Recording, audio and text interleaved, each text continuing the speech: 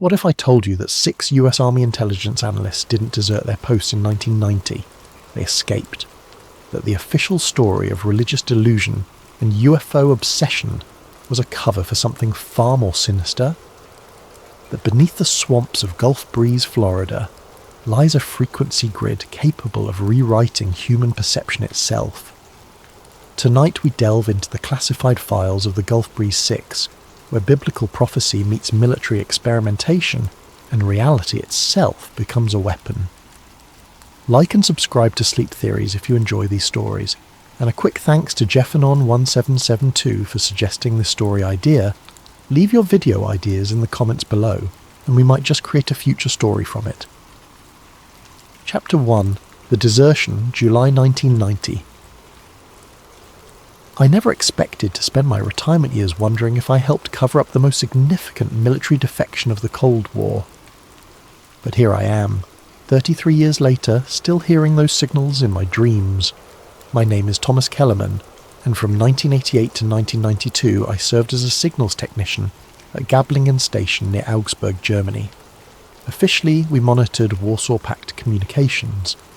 Unofficially, we were an NSA listening post, part of the vast electronic surveillance network that stretched across Europe like a spider's web of antennas and encrypted data streams. July 14th, 1990 started like any other shift.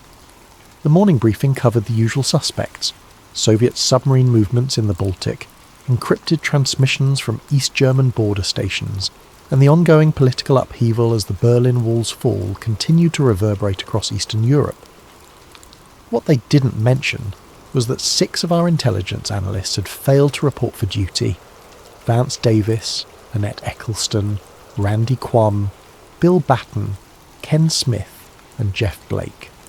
Names that would later become whispered legends in certain intelligence circles, but at the time they were just colleagues who had inexplicably vanished in the night, leaving behind their security clearances, their classified materials, and their entire lives. The official line came down within hours: temporary absence without leave, likely due to stress. The Cold War was ending after all. People were having trouble adjusting to the New World Order. But I knew something else was happening, because I had been monitoring the communications logs for weeks leading up to their disappearance. Starting in mid-June, our satellite intercepts had begun picking up encrypted bursts at strange intervals. Not the usual Soviet chatter, this was something different. The signals came in clusters of 6, always 6, transmitted on frequencies that corresponded to no known military or civilian bands. Too regular to be atmospheric interference, too irregular to match any training exercise schedule we had on file. What made these transmissions truly unusual was their timing. They always occurred during geomagnetic storms, those invisible tempests in Earth's magnetic field that could disrupt communication satellites and cause aurora displays as far south as Germany. It was as if someone was using the planet's own electromagnetic instability as a carrier wave. I had flagged these anomalies in my reports, but they seemed to disappear into the bureaucratic void. No follow-up questions, no requests for additional monitoring, no acknowledgement that anything unusual was happening at all. In the intelligence community, that kind of silence usually meant one of 2 things. Either the signals were completely irrelevant, or they were so sensitive that even asking about them could end your career. The night before the 6 analysts vanished, I was pulling a double shift, covering for a colleague who had called in sick with what he claimed was food poisoning, but what I suspected was a serious case of German beer flu. Around 0300 hours, the intercept equipment began registering activity on those same mysterious frequencies. But this time was different. Instead of the usual encrypted bursts, I was hearing what sounded almost like voices. Faint, distorted, layered beneath static and interference, but unmistakably human speech. I fine-tuned the receivers, applied every filter and enhancement technique I knew, and slowly the words began to emerge from the electronic noise. Grid activation confirmed, subjects responding to calibration sequence, phase 1 complete. The transmission lasted exactly 6 minutes and 33 seconds. When it ended, the frequencies fell silent, and they would remain that way for the next month. By morning, 6 of our most experienced intelligence analysts had abandoned their posts. and begun a journey that would take them halfway around the world to a small Florida town, famous for UFO sightings and military secrets. Official investigators would later claim that the group had suffered a collective psychological breakdown, that they believed they were receiving messages from God and extraterrestrial beings instructing them to prevent an impending apocalypse. The story made perfect sense if you didn't look too closely at the details. Religious delusion was easy to understand, easy to dismiss, and most importantly, easy to keep classified under the umbrella of national security and medical privacy. But I had heard that transmission. I had logged those frequencies, and I knew that whatever had reached out to the Gulf Breeze 6 wasn't coming from heaven or outer space. It was coming from much closer to home. Chapter 2. The Gulf Breeze Connection. 3 weeks after the desertion, I received an assignment that should have been routine. Analyse communications intercepts from US installations in the Gulf Coast region. The official explanation was that we needed to verify the security of our own systems by monitoring them from external positions. Standard counterintelligence procedure. Nothing unusual about it. But when I saw the primary target location, my hands began to shake. Gulf Breeze, Florida.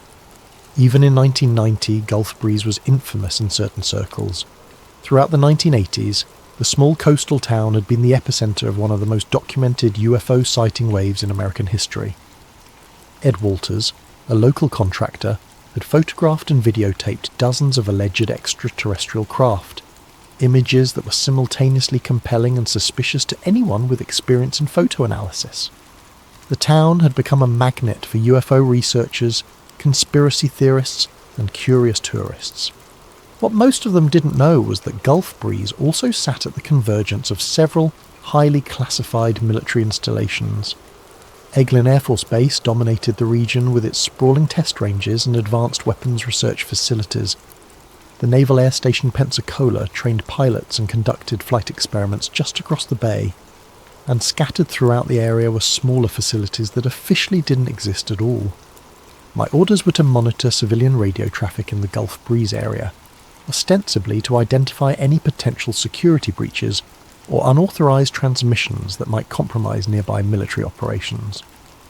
But as I began scanning the frequencies, I discovered something that made the hair on my neck stand up.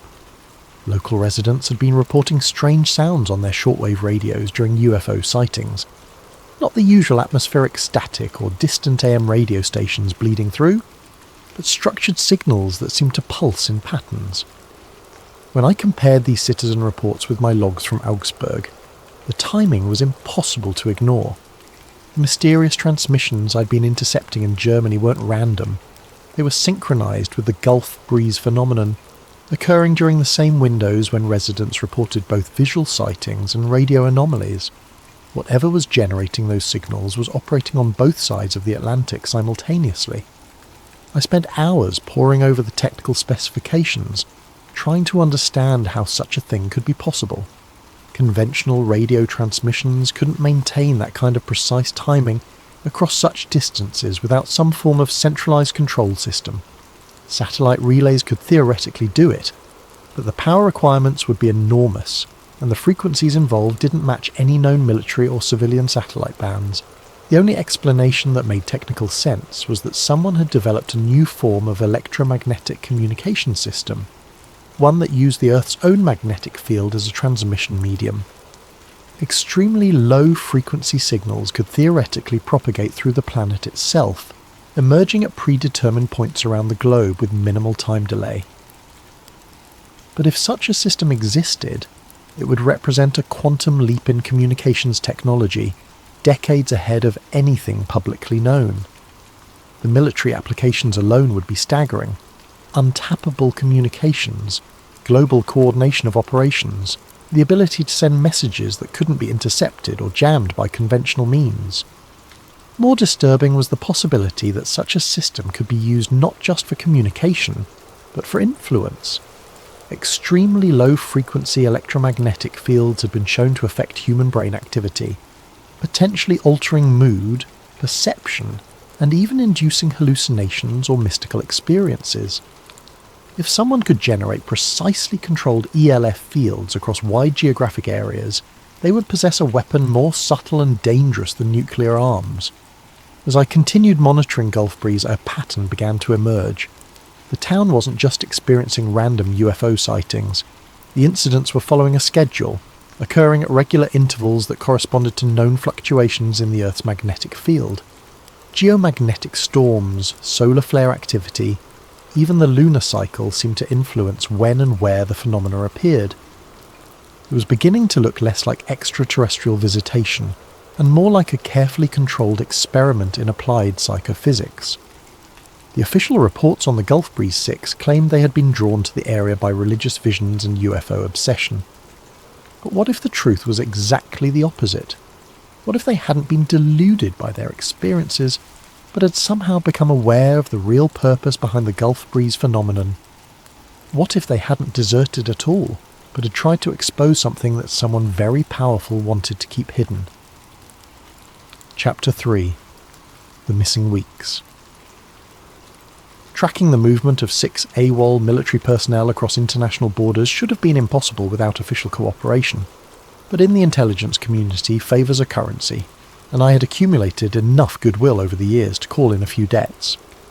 According to official records, Vance Davis and his 5 companions had simply driven around for the month, between their desertion in Germany and their arrest in Gulf Breeze. No specific route, no documented stops, just a vague journey across Europe and the Atlantic that somehow ended in the most UFO-active town in America.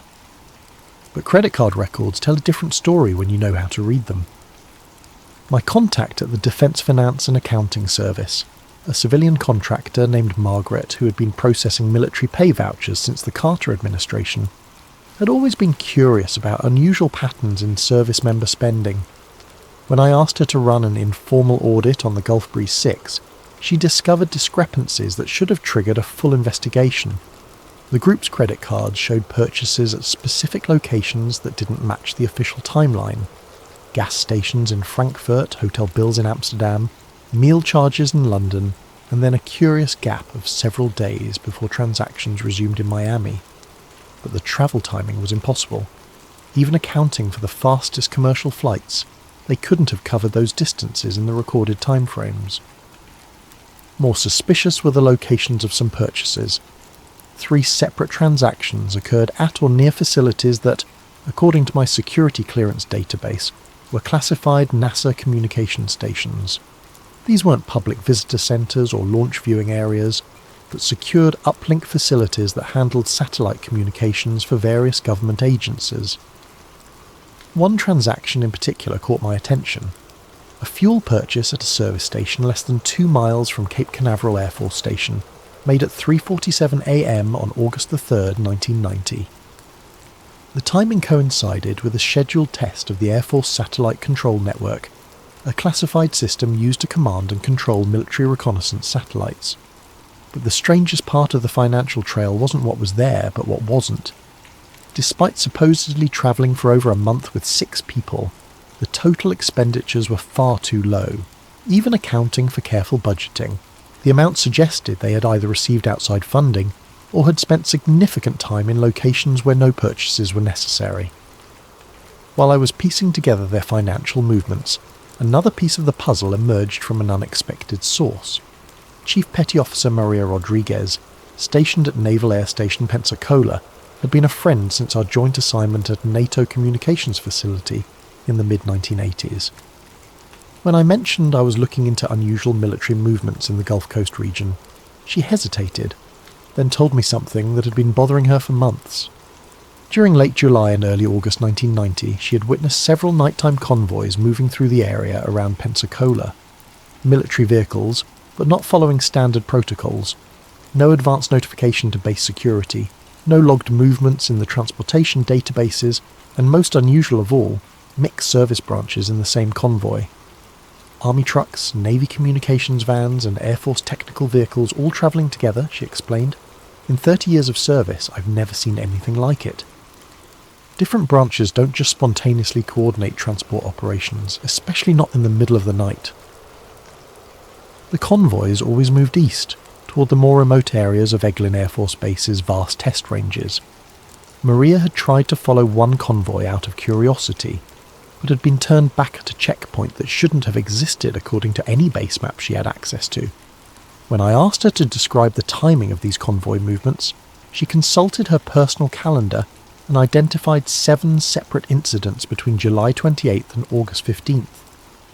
I cross-referenced these dates with the Gulf Breeze 6 credit card transactions and found 3 direct correlations. The implications were staggering. The 6 missing analysts hadn't simply wandered aimlessly until ending up in Gulf Breeze by chance. They had been moving in coordination with military operations, possibly as part of those operations. Their month of supposed aimless travel might have been a month of active participation in whatever classified project was centred in the Gulf Coast region. But if they were working with official military units, why were they classified as deserters? Why arrest them at all? The only logical explanation was that something had gone wrong. Either they had learned something they weren't supposed to know, or they had decided to act against the interests of whoever was running the operation. The picture that was emerging suggested the Gulf Breeze 6 hadn't fled their posts in a moment of religious or psychological crisis. They had made a calculated decision to investigate something they had discovered through their intelligence work, something significant enough to risk their careers, their freedom, and possibly their lives. What they found in Gulf Breeze would soon be locked away in classified files, their testimonies buried under layers of national security restrictions and mental health evaluations. But the physical evidence of their journey, the credit card trails, the convoy sightings, the coordination with military movements, painted a picture of 6 intelligence professionals who had stumbled onto one of the most closely guarded secrets of the modern military-industrial complex. They hadn't been running away from their duties, they had been running toward the truth. Chapter 4. The Notebook. 3 months after the Gulf Breeze 6 were arrested, I found myself sitting in a classified briefing room at Gablingen Station, staring at photocopied pages that would haunt me for the next 3 decades. The briefing was ostensibly about communication security protocols, a routine update on protecting classified information from hostile intelligence services. But Colonel Harrison, our commanding officer, had included an unusual case study: the confiscated materials found in the possession of the 6 missing analysts. These documents represent a clear example of how psychological instability can compromise operational security, Harrison explained, clicking through a series of overhead slides. The subjects had filled multiple notebooks with what they claimed were divine revelations and extraterrestrial communications. The first few slides showed pages covered with biblical quotations, astronomical calculations, and what appeared to be stream-of-consciousness religious writing. Standard delusional material, the kind of thing you might expect from someone undergoing a psychological breakdown. But then Harrison displayed a page that made my breath catch in my throat. It was a precise technical diagram showing concentric circles overlaid with coordinate grids. Numbers ran down the left margin in columns, each entry corresponding to a specific point within the circular pattern. At first glance, it looked like some kind of abstract mathematical exercise, possibly related to their intelligence training. But I recognised the structure immediately. It was identical to the geomagnetic mapping systems we used to predict atmospheric interference with satellite communications. The concentric circles represented zones of electromagnetic field strength, with the coordinates marking specific points where field interactions would be strongest. What made this diagram extraordinary was its precision. The calculations weren't the work of amateurs or delusional individuals. They represented advanced understanding of electromagnetic field theory and geophysical dynamics. Someone with extensive technical training had created this, someone who understood the complex relationships between Earth's magnetic field, atmospheric conditions, and electromagnetic wave propagation. More disturbing were the coordinate references scattered throughout the diagram. I recognised several immediately, known locations of HARP research facilities that wouldn't be publicly acknowledged for several more years. The high-frequency active auroral research program was still in its planning stages in 1990, with most details classified at levels far above my clearance, yet somehow The Gulf Breeze 6 had obtained not just the locations of future HARP installations, but detailed technical specifications for their intended operations. The subjects claimed these diagrams represented a global communications network, Colonel Harrison continued, supposedly operated by extraterrestrial intelligences in cooperation with shadowy government agencies. Classic paranoid delusion material, but we need to understand how classified location data became incorporated into their fantasies. I wanted to raise my hand to point out that the mathematics in these diagrams were far too sophisticated for delusional rambling, that the coordinates were too accurate to be coincidental. But something in Harrison's tone suggested that questions weren't welcome, that this briefing was more about delivering a message than seeking input. As the slides continued, more patterns emerged. The notebook pages showed detailed analysis of electromagnetic frequency bands, calculations for signal propagation through various atmospheric conditions, and most intriguingly, timelines that correlated specific dates with geomagnetic storm activity. The authors had been tracking the relationship between solar activity, Earth's magnetic field fluctuations, and optimal windows for long-range electromagnetic communication. One page showed a hand-drawn map of the Gulf Coast region, with lines connecting various military installations. Eglin Air Force Base, Naval Air Station Pensacola, and several smaller facilities were marked with symbols that corresponded to specific electromagnetic frequencies. It looked like a plan for coordinated transmission operations, with each facility contributing to a larger network effect. But the most chilling element appeared on the final slides, excerpts from what appeared to be intercepted communications. The text was fragmentary, apparently transcribed from audio recordings, grid calibration sequence initiating, subject selection parameters confirmed, psychological preparation phase entering final stage, frequency harmonics achieving desired resonance patterns, brainwave entrainment proceeding within acceptable parameters, phase transition imminent, recommend acceleration of timeline to prevent subject awareness breakthrough. Colonel Harrison dismissed these excerpts as examples of how the subjects had incorporated technical language into their delusional system, creating fictional communications that seemed authoritative but were actually meaningless. But I had heard similar language before in the transmission I had intercepted just before the 6 analysts disappeared. The briefing concluded with a standard warning about the importance of reporting signs of psychological instability among personnel with access to classified information. We were reminded that the stress of intelligence work could manifest in various ways, from substance abuse to paranoid ideation, and that early intervention was essential for both operational security and individual welfare. As we filed out of the briefing room, I lingered behind, hoping to get a closer look at the notebook pages. But the materials had already been secured, locked away in containers marked with classification levels I had never seen before. That night I lay awake thinking about those diagrams, those calculations, those impossible coordinates.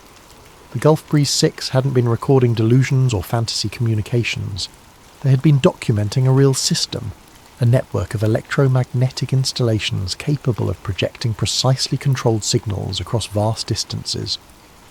Whatever they had discovered, it was sophisticated enough to require advanced technical knowledge to understand, classified enough to involve multiple government agencies, and dangerous enough that 6 experienced intelligence professionals had risked everything to expose it.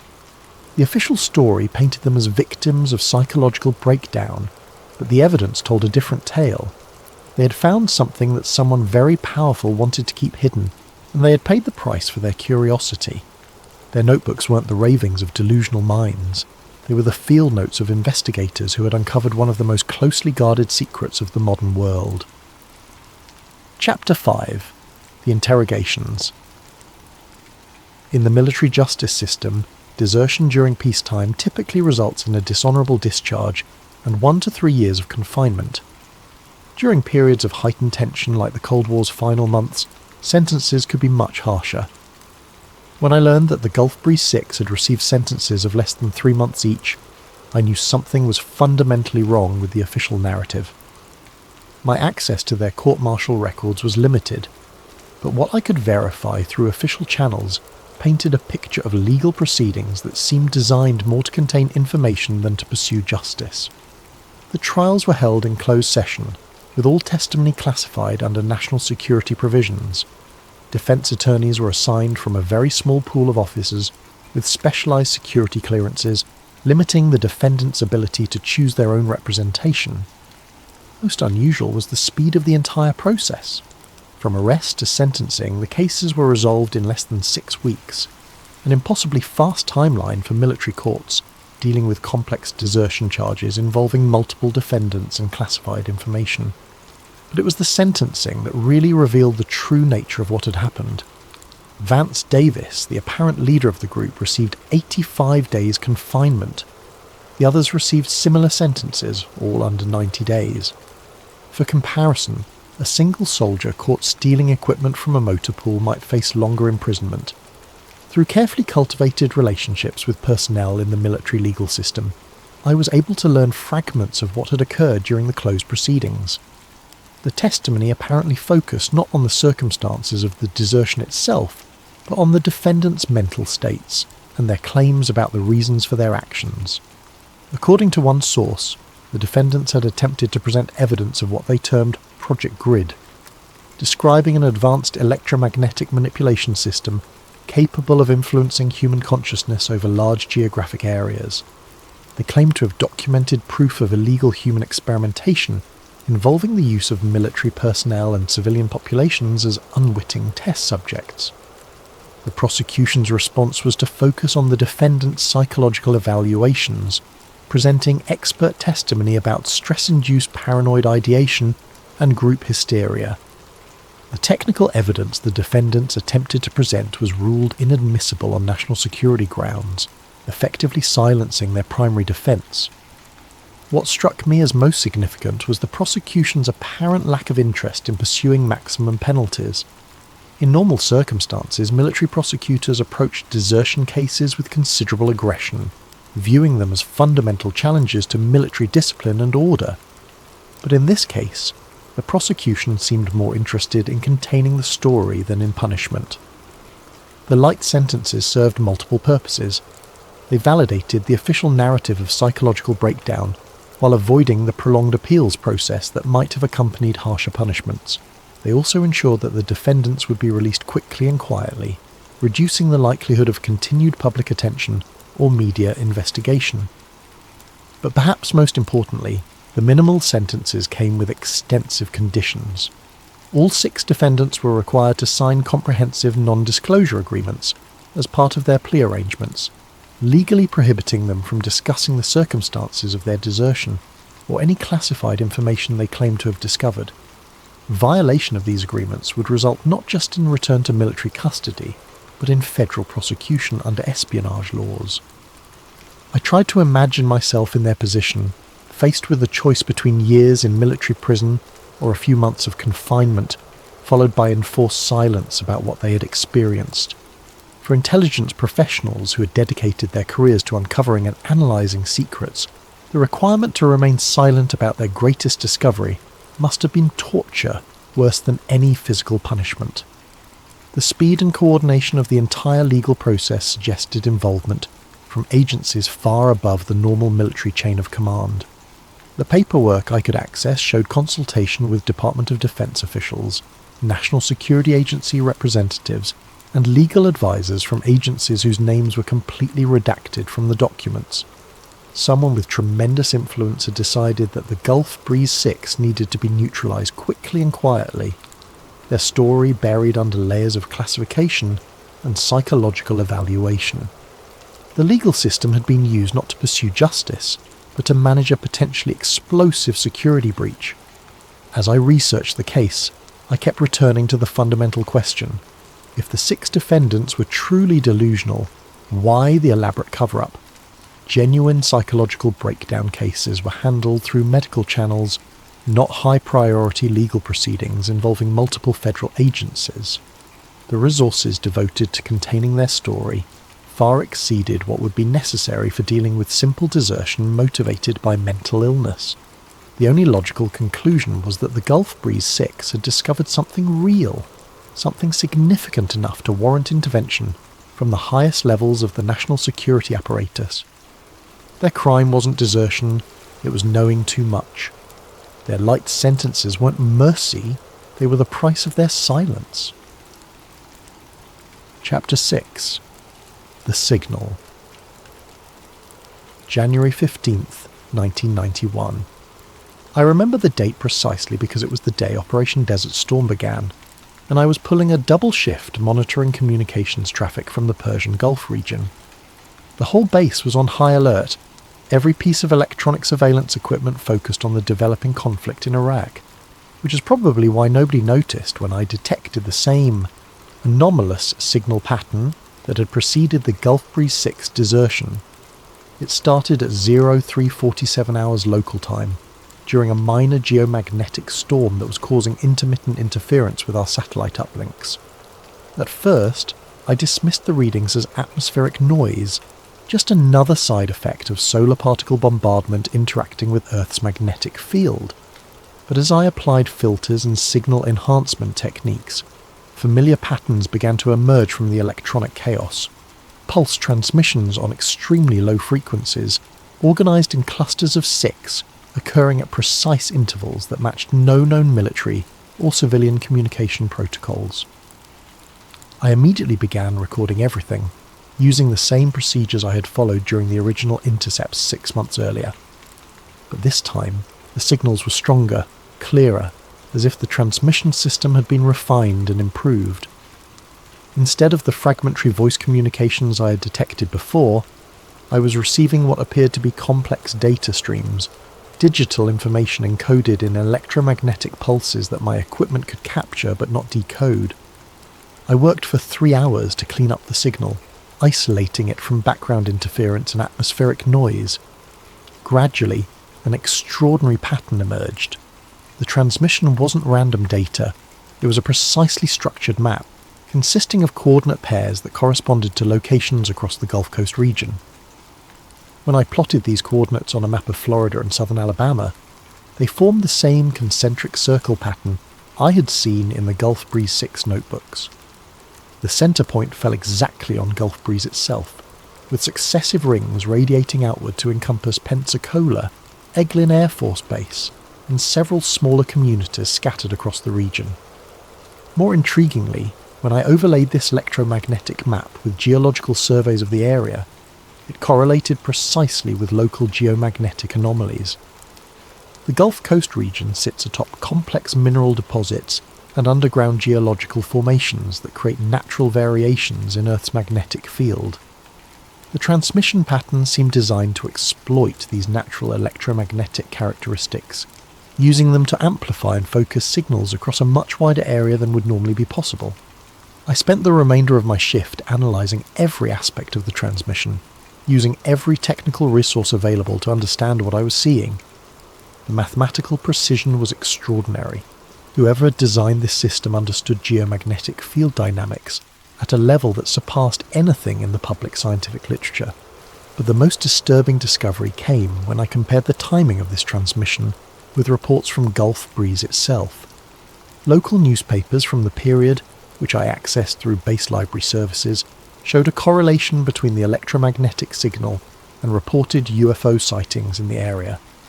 The transmission had occurred during the same 6-hour window when multiple residents reported unusual aerial phenomena and strange sounds on radio equipment. The pattern was undeniable.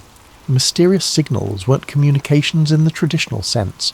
They were some form of stimulus designed to trigger specific responses in people within the affected geographic area.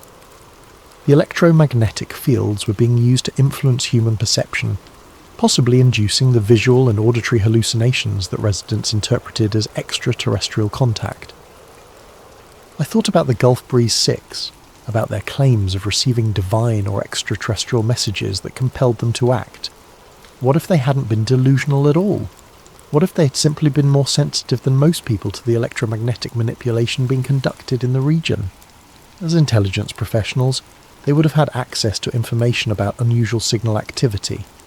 Their training would have made them naturally suspicious of unexplained phenomena, more likely to investigate rather than simply accept official explanations. If they had begun to suspect that the Gulf Breeze UFO reports were actually the result of military experimentation, their actions made perfect sense. They weren't deserting, they were investigating. They weren't suffering psychological breakdowns. They were responding rationally to evidence of illegal human experimentation. Their month of supposedly aimless travel was actually a comprehensive intelligence gathering operation, documenting the extent and nature of what they had discovered. The light sentences they received weren't mercy for mentally ill soldiers. They were the price of their agreement to remain silent about a classified research program that used American civilians as unwitting test subjects. Over the following months, I continued monitoring the frequencies associated with the Gulf Breeze signals, documenting every transmission and analysing the patterns that emerged. The system appeared to operate on a regular schedule, with intensive activity periods followed by weeks or months of silence.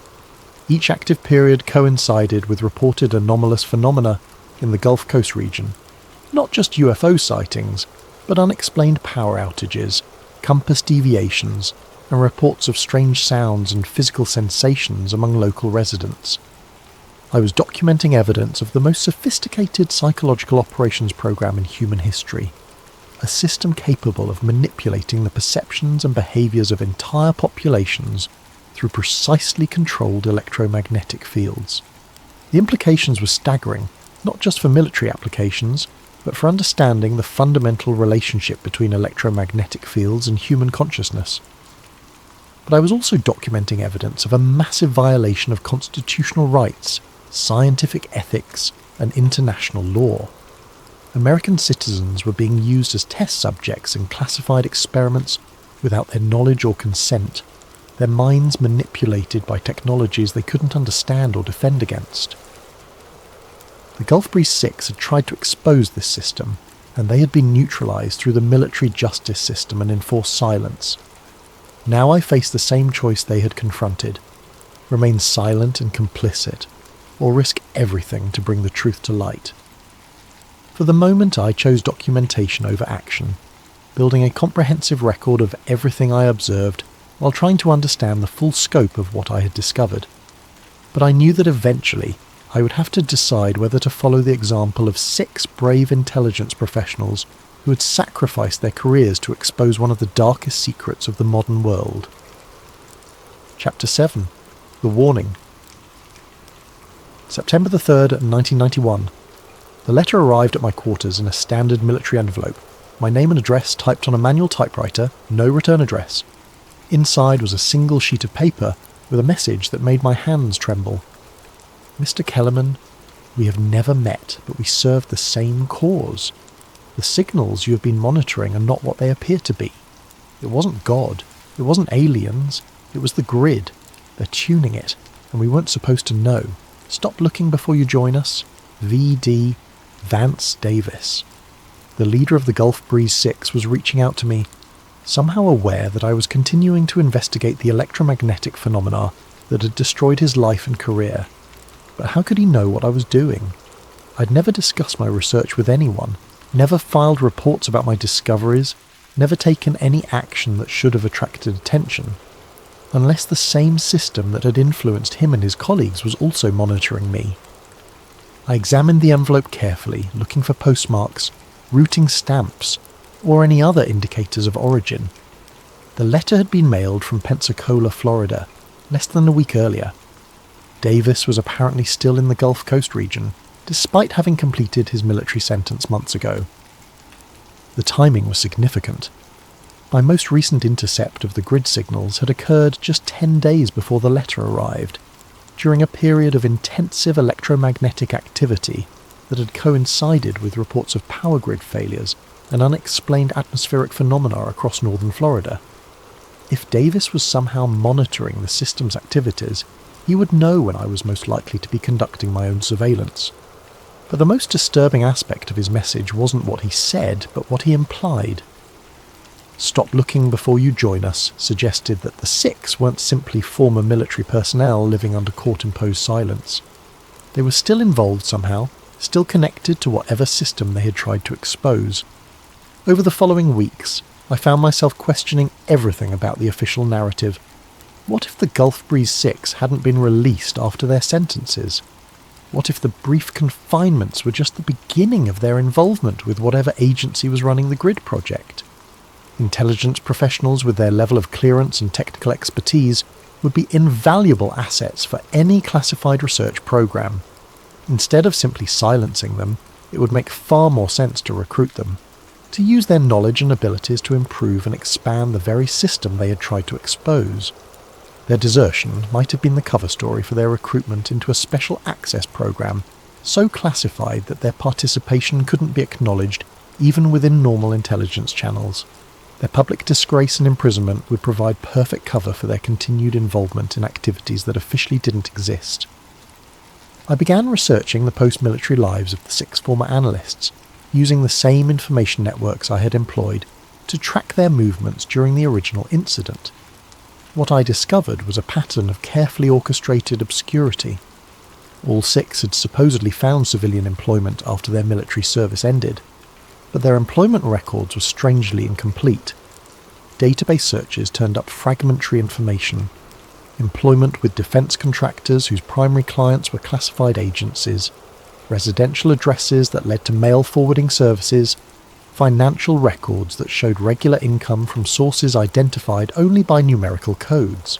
They appeared to be living normal post-military lives while simultaneously existing in a carefully constructed shadow world that kept their actual activities hidden from public view.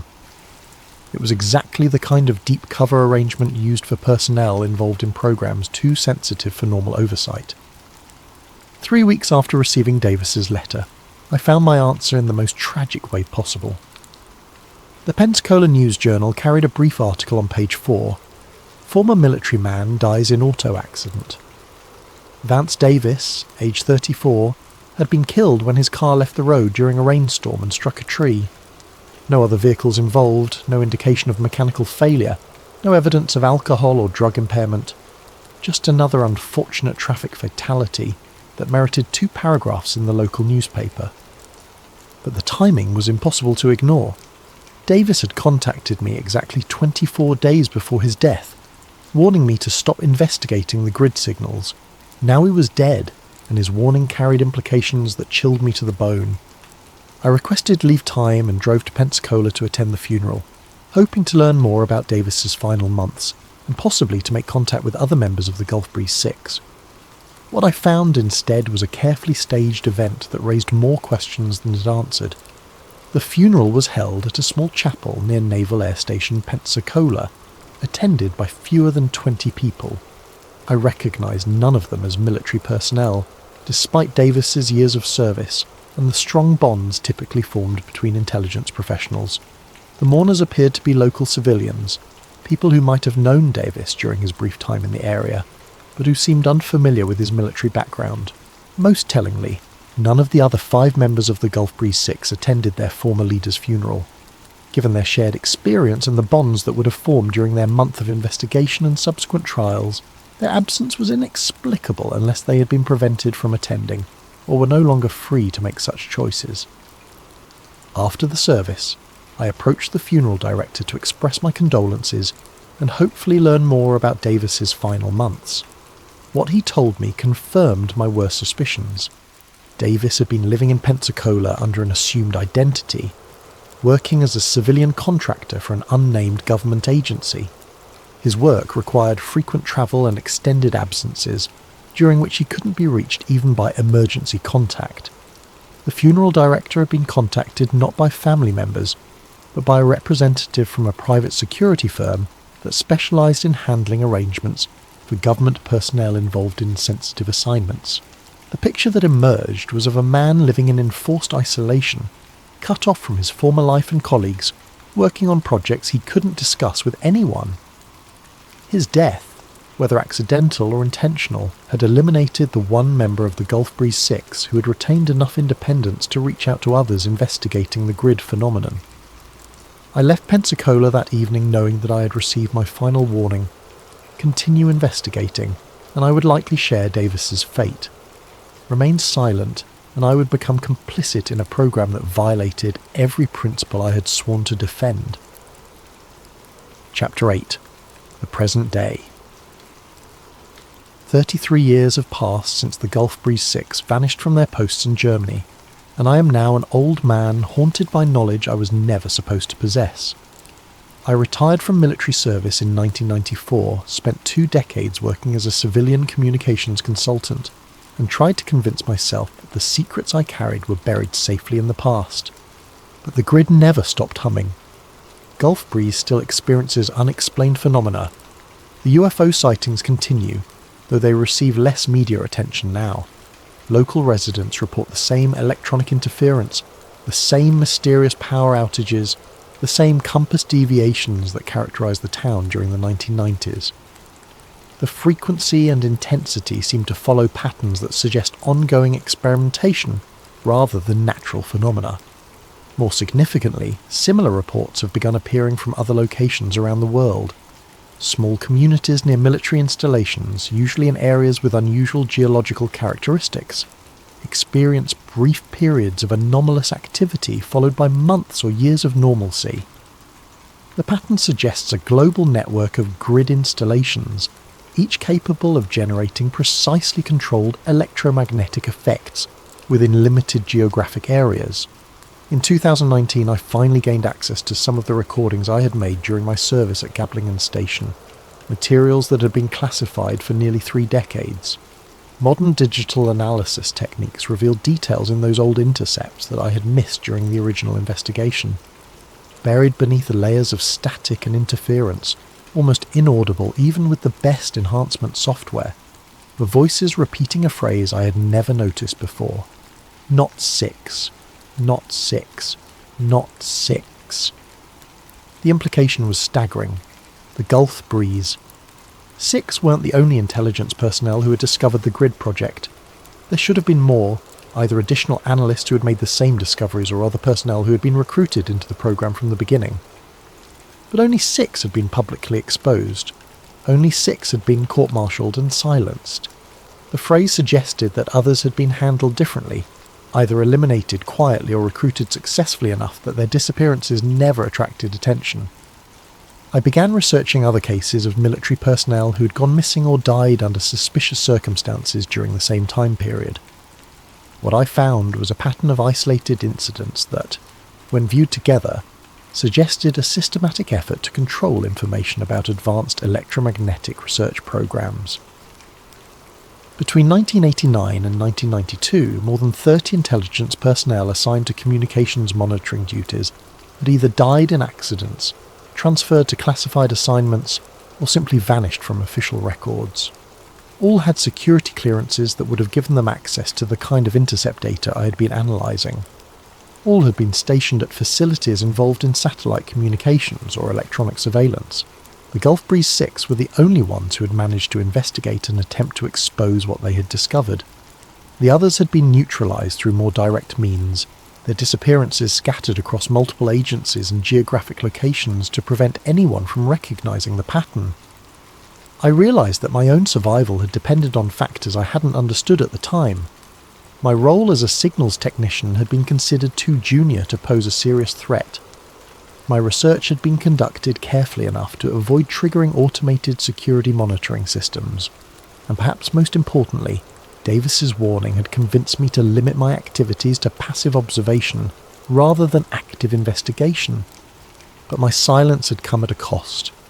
For 3 decades, I had allowed a program of illegal human experimentation to continue, knowing that American citizens were being used as unwitting test subjects in research that violated every ethical and legal standard of civilized society. Now, in what may be my final years, I have decided to break that silence.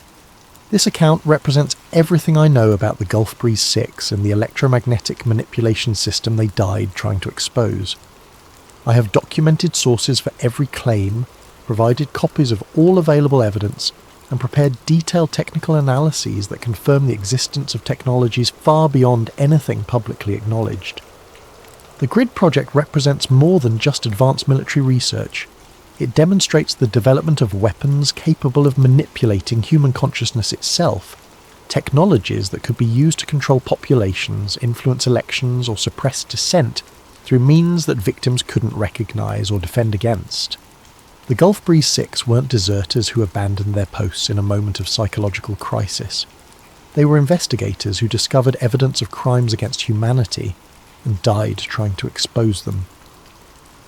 Their month of supposed wandering was actually a sophisticated intelligence operation that gathered proof of illegal experimentation on American citizens.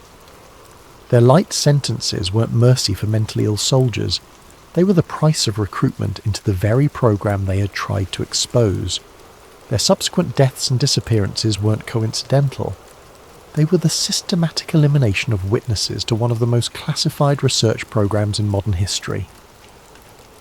The official story of religious delusion and UFO obsession was a carefully constructed cover narrative designed to discredit their discoveries and prevent serious investigation of their claims.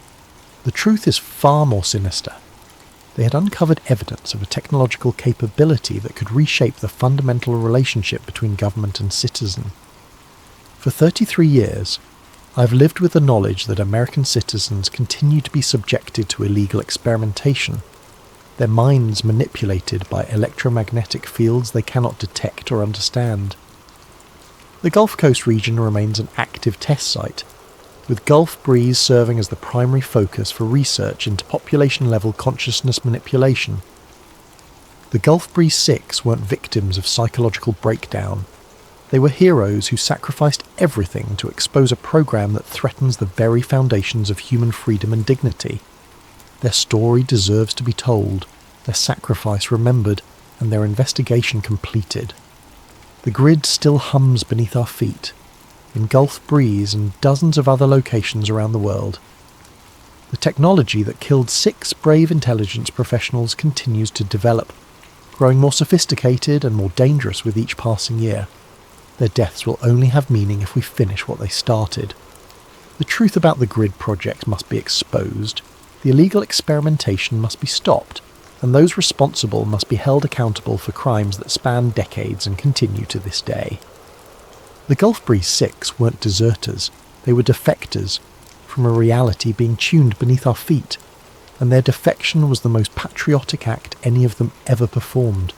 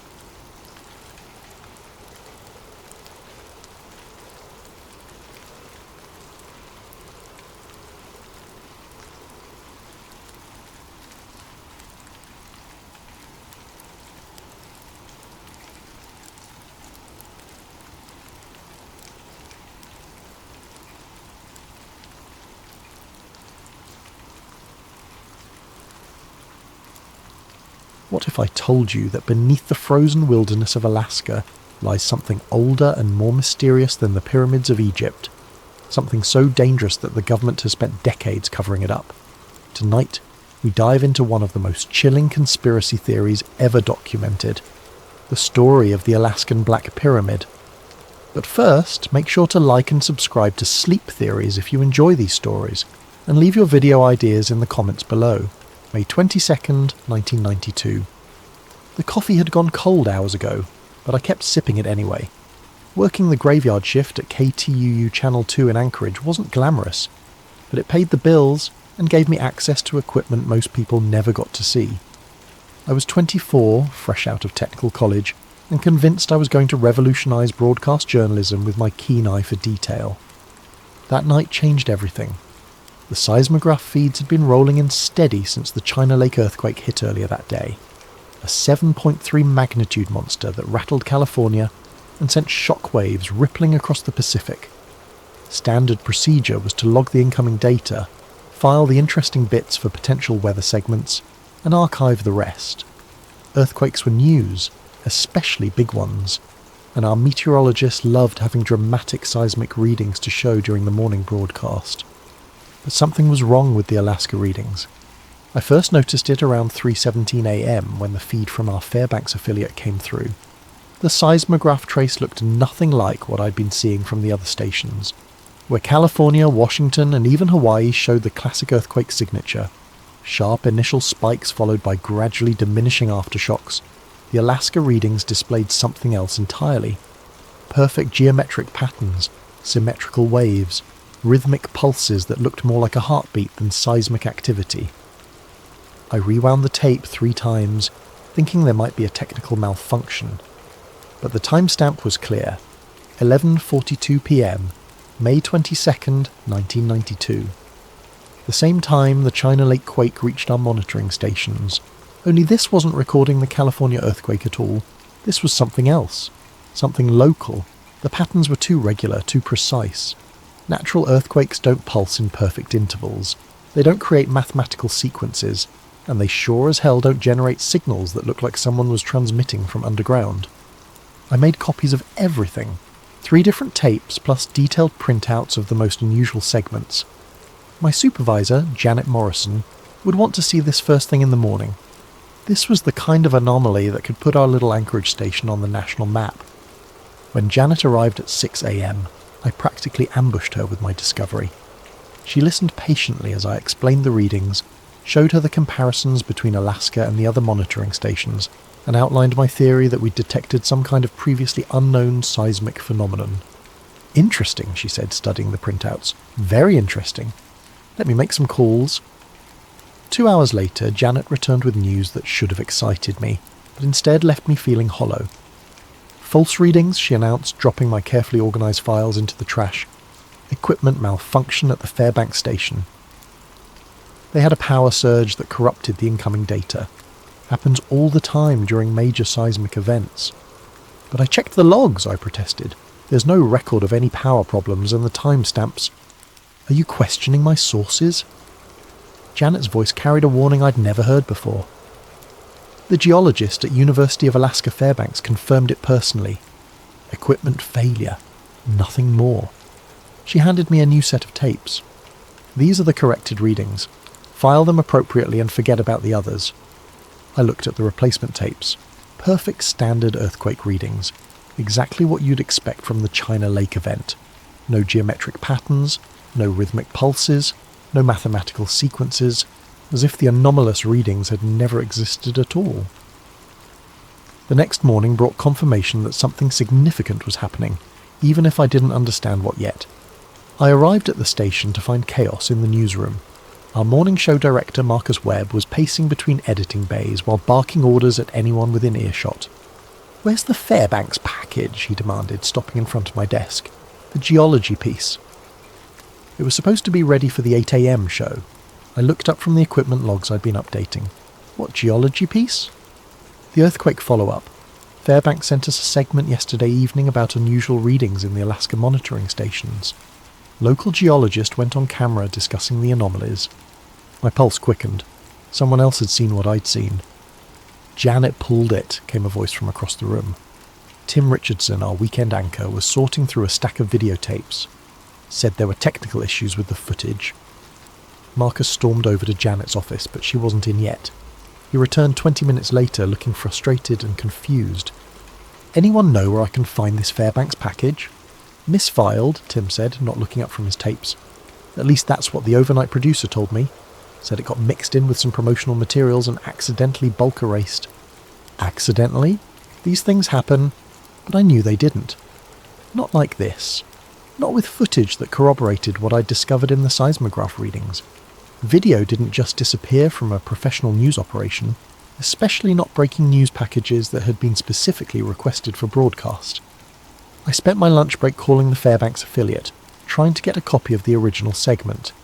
The receptionist transferred me to 3 different departments, before finally connecting me with someone who claimed to handle video archives. "We don't have any record of an earthquake anomaly story," the woman told me.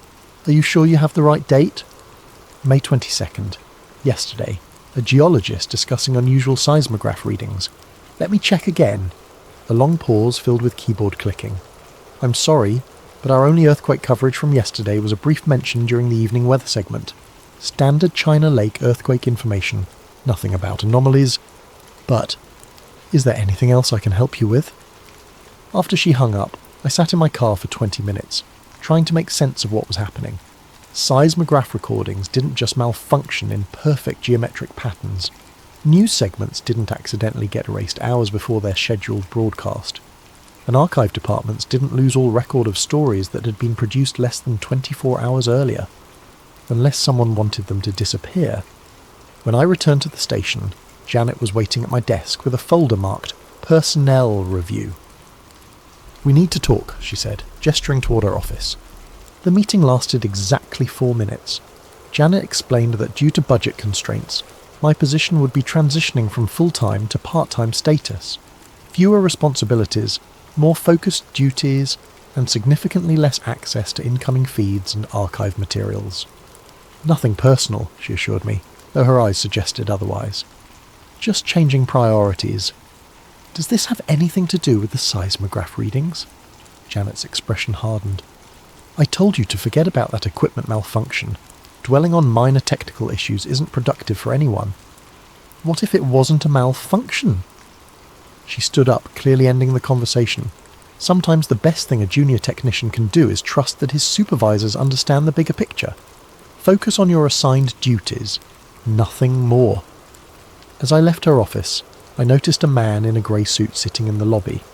He was reading a newspaper, but his eyes followed me as I walked past. When I glanced back through the window, he was gone. That evening I learned that the Fairbanks geologist who had supposedly been interviewed about the anomalous readings, a Professor Elizabeth Hartman from the University of Alaska, had been transferred to a research position in Antarctica. According to the university's geology department, she'd left Alaska on an urgent research opportunity that morning. 24 hours after the most unusual seismic readings I'd ever documented, everyone involved had either been reassigned, relocated, or convinced that nothing unusual had happened at all. Everyone except me. Summer 1992. The reassignment came through official channels in early June. The Alaska Army National Guard needed civilian technical support for a summer geological survey project in the interior. Good pay, outdoor experience, and the chance to work with sophisticated monitoring equipment.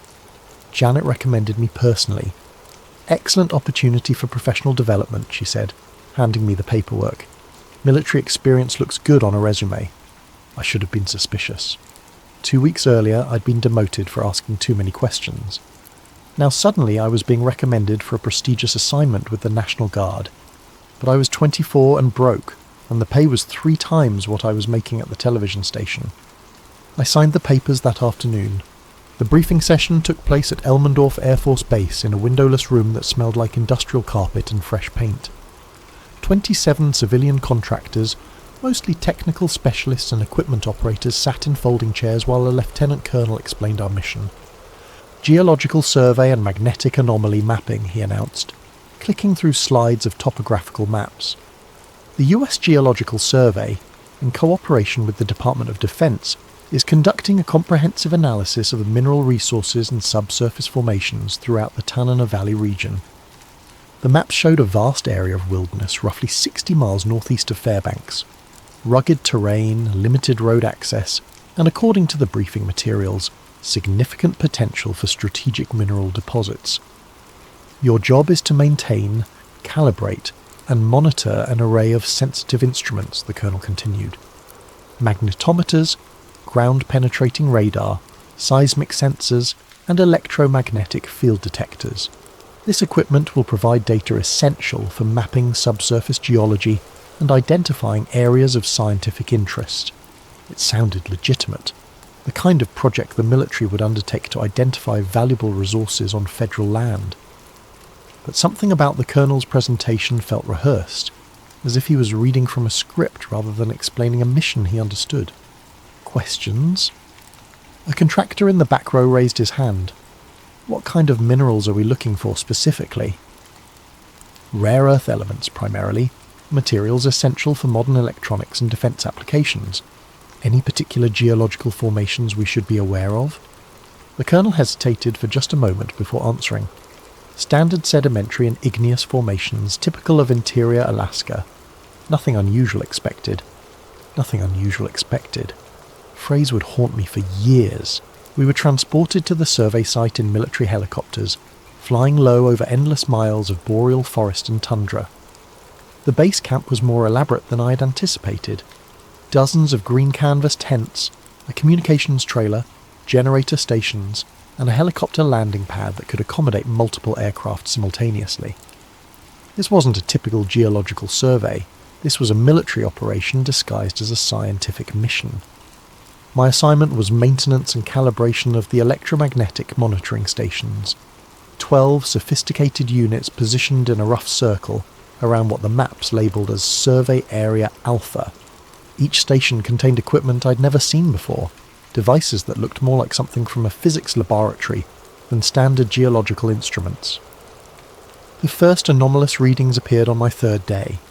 I was checking the calibration on Station 7, located about 2 miles east of the main camp, when I noticed the electromagnetic sensors were detecting regular pulses from underground. Not random fluctuations or equipment noise, but steady rhythmic signals with a frequency of approximately 0.7 Hz, like a heartbeat, like something breathing beneath the earth. I ran diagnostics on the equipment, suspecting a malfunction. Everything checked out perfectly. The sensors were operating within normal parameters, accurately detecting electromagnetic pulses originating from somewhere deep below the surface. "Sergeant Williams," I called out to my supervisor, a career Army engineer who'd been surprisingly helpful during my first few days. "I'm getting some unusual readings on the EM array." He walked over and studied the display screens, his expression growing more serious as he examined the data. "How long has this been going on?" he asked. "Started about an hour ago. Regular pulses, subsurface origin, consistent frequency."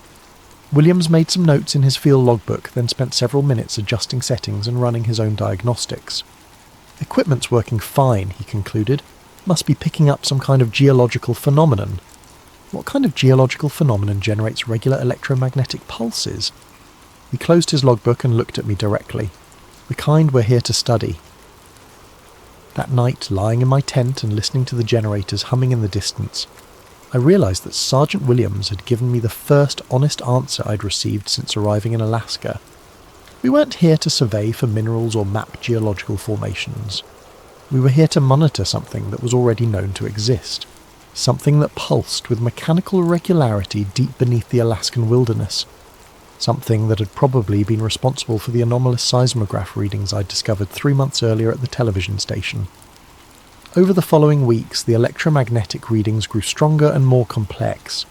What had started as simple pulses evolved into intricate patterns, sequences of signals that repeated every few hours with mathematical precision. I began keeping detailed logs, documenting frequency variations, amplitude changes, and the seemingly deliberate nature of the signal patterns. Other contractors started reporting similar anomalies. Ground-penetrating radar detected vast structural formations at depths that should have contained nothing but rock and sediment. Magnetometers recorded field disturbances that followed geometric arrangements. Seismic sensors picked up vibrations that sounded almost like machinery operating far underground. But whenever we tried to discuss our findings with supervisory personnel, we received the same response. Log the data and continue monitoring. Analysis will be conducted at higher levels. By late July, it became clear that we weren't the first team to work this area. During a routine maintenance check at Station 11, I discovered survey markers that predated our mission by at least 5 years. Weathered metal stakes marked with coordinates and reference numbers, partially buried in the permafrost. Someone had been monitoring this region for a long time. Someone had known exactly what we would find. The discovery happened on August 15th, during what should have been a routine equipment check. I was assigned to the night shift that week, monitoring the sensor array while the day crew focused on expanding the survey perimeter. It was lonely work, 6 hours alone with nothing but instrument panels and radio chatter from the main camp, but I'd grown to appreciate the solitude. The midnight hours in Alaska were never truly dark during summer, just a prolonged twilight that painted the landscape in shades of gold and amber. Station 9 had been acting up for 3 days, showing intermittent power fluctuations that didn't appear to have any mechanical cause. The generators were running smoothly, the cable connections were solid, and diagnostic tests showed all systems operating normally. But every few hours the station would experience a brief power surge followed by a momentary blackout. Sergeant Williams had asked me to babysit the problem station overnight, documenting any irregularities and performing manual resets when necessary. Boring work, but it gave me time to study the data logs I'd been accumulating over the past month. The electromagnetic pulse patterns had become increasingly complex. What started as simple, rhythmic signals had evolved into sequences that almost resembled coded transmissions. Mathematical progressions, repeated intervals, and variations that suggested some kind of underlying intelligence. I was reviewing frequency analyses when the ground started vibrating. Not earthquake vibrations. I'd experienced enough of those during my time in Alaska to recognize the difference. This was more subtle, a deep thrumming that seemed to emanate from directly beneath the monitoring station. The vibrations lasted exactly 43 seconds, then stopped as abruptly as they'd begun. Station 9's equipment went crazy. Every sensor simultaneously spiked into the red zone. Electromagnetic readings jumped to levels I'd never seen before. The seismic detectors registered movement equivalent to a magnitude 3.0 earthquake, but only from this specific location. Ground-penetrating radar showed massive structural movement at depths approaching 200 feet. Then, just as suddenly as it had begun, everything returned to normal. I radioed the main camp immediately, but the communications officer seemed unconcerned. Probably just a minor tremor, he said. Log it and continue monitoring. But I knew it wasn't a tremor. Earthquakes don't affect just one monitoring station, while leaving others completely undisturbed. They don't create perfect geometric signatures on electromagnetic sensors, and they sure as hell don't last exactly 43 seconds with mechanical precision. An hour later I saw lights moving on the restricted ridge. About half a mile north of Station 9, a steep hillside had been declared off-limits to survey personnel from the beginning of our mission. Official designation: Geological Hazard Area, Unstable Slope Conditions. We'd been instructed to stay at least 500 yards away from the base of the ridge and report any signs of erosion or rockfall activity. But now, at 2:30 in the morning, powerful floodlights were illuminating the entire slope. I grabbed the night vision binoculars from my equipment kit and focused on the ridge. Military vehicles, at least 4 heavy trucks and what looked like a bulldozer, were positioned around the base of the hill. Dozens of personnel moved back and forth in the artificial daylight, carrying equipment I couldn't identify. They appeared to be excavating something. For the next 3 hours I watched them work. The bulldozer cleared away loose rock and debris while teams of specialists used smaller tools to carefully expose whatever lay beneath. It was methodical, professional work that suggested they knew exactly what they were looking for. At 5:47 a.m. they uncovered it. Even through the binoculars, even at a distance of nearly half a mile, there was no mistaking what had been hidden beneath the collapsed slope. A smooth, triangular face of black material jutted from the hillside. Not rough stone or natural rock formation, but a perfectly flat surface that seemed to absorb the floodlight beams rather than reflect them. The exposed section was roughly 20 feet wide at the base, and extended upward into the hill at a precise geometric angle. It looked like the tip of something much larger buried beneath the ridge, something artificial, something deliberately constructed, something that had been generating electromagnetic pulses beneath the Alaskan wilderness. I fumbled for my camera, desperately trying to document what I was seeing, but by the time I managed to focus the telephoto lens, heavy canvas tarps were being stretched over the excavation site. Within minutes, the entire operation disappeared beneath military green coverings. The floodlights went out, the vehicles withdrew. By sunrise, the ridge looked exactly as it had when I'd arrived at Station 9 8 hours earlier.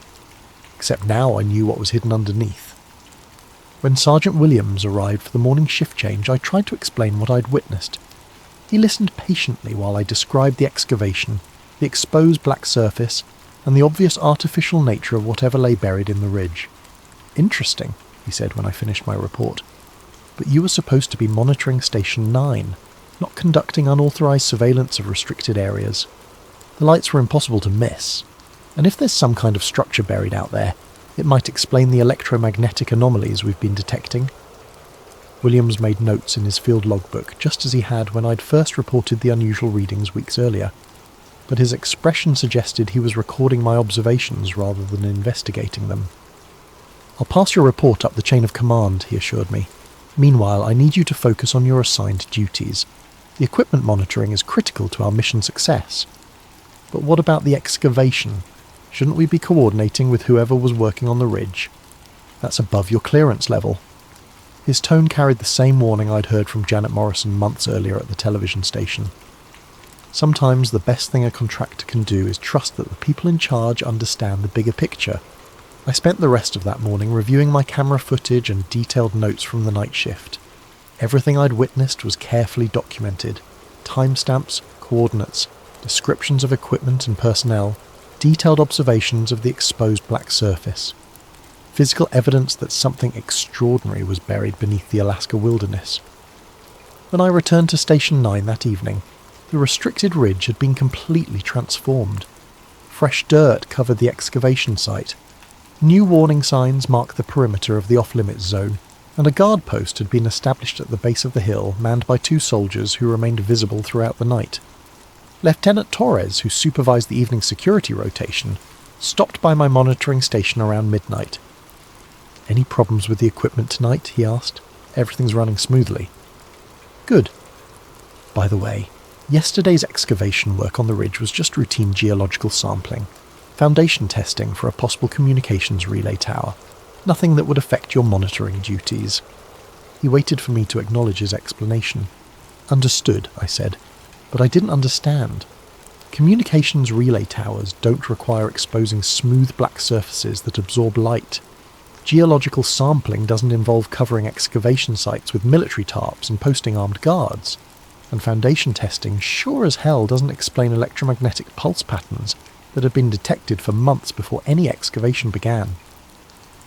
3 days later, I learned that my security clearance had been upgraded.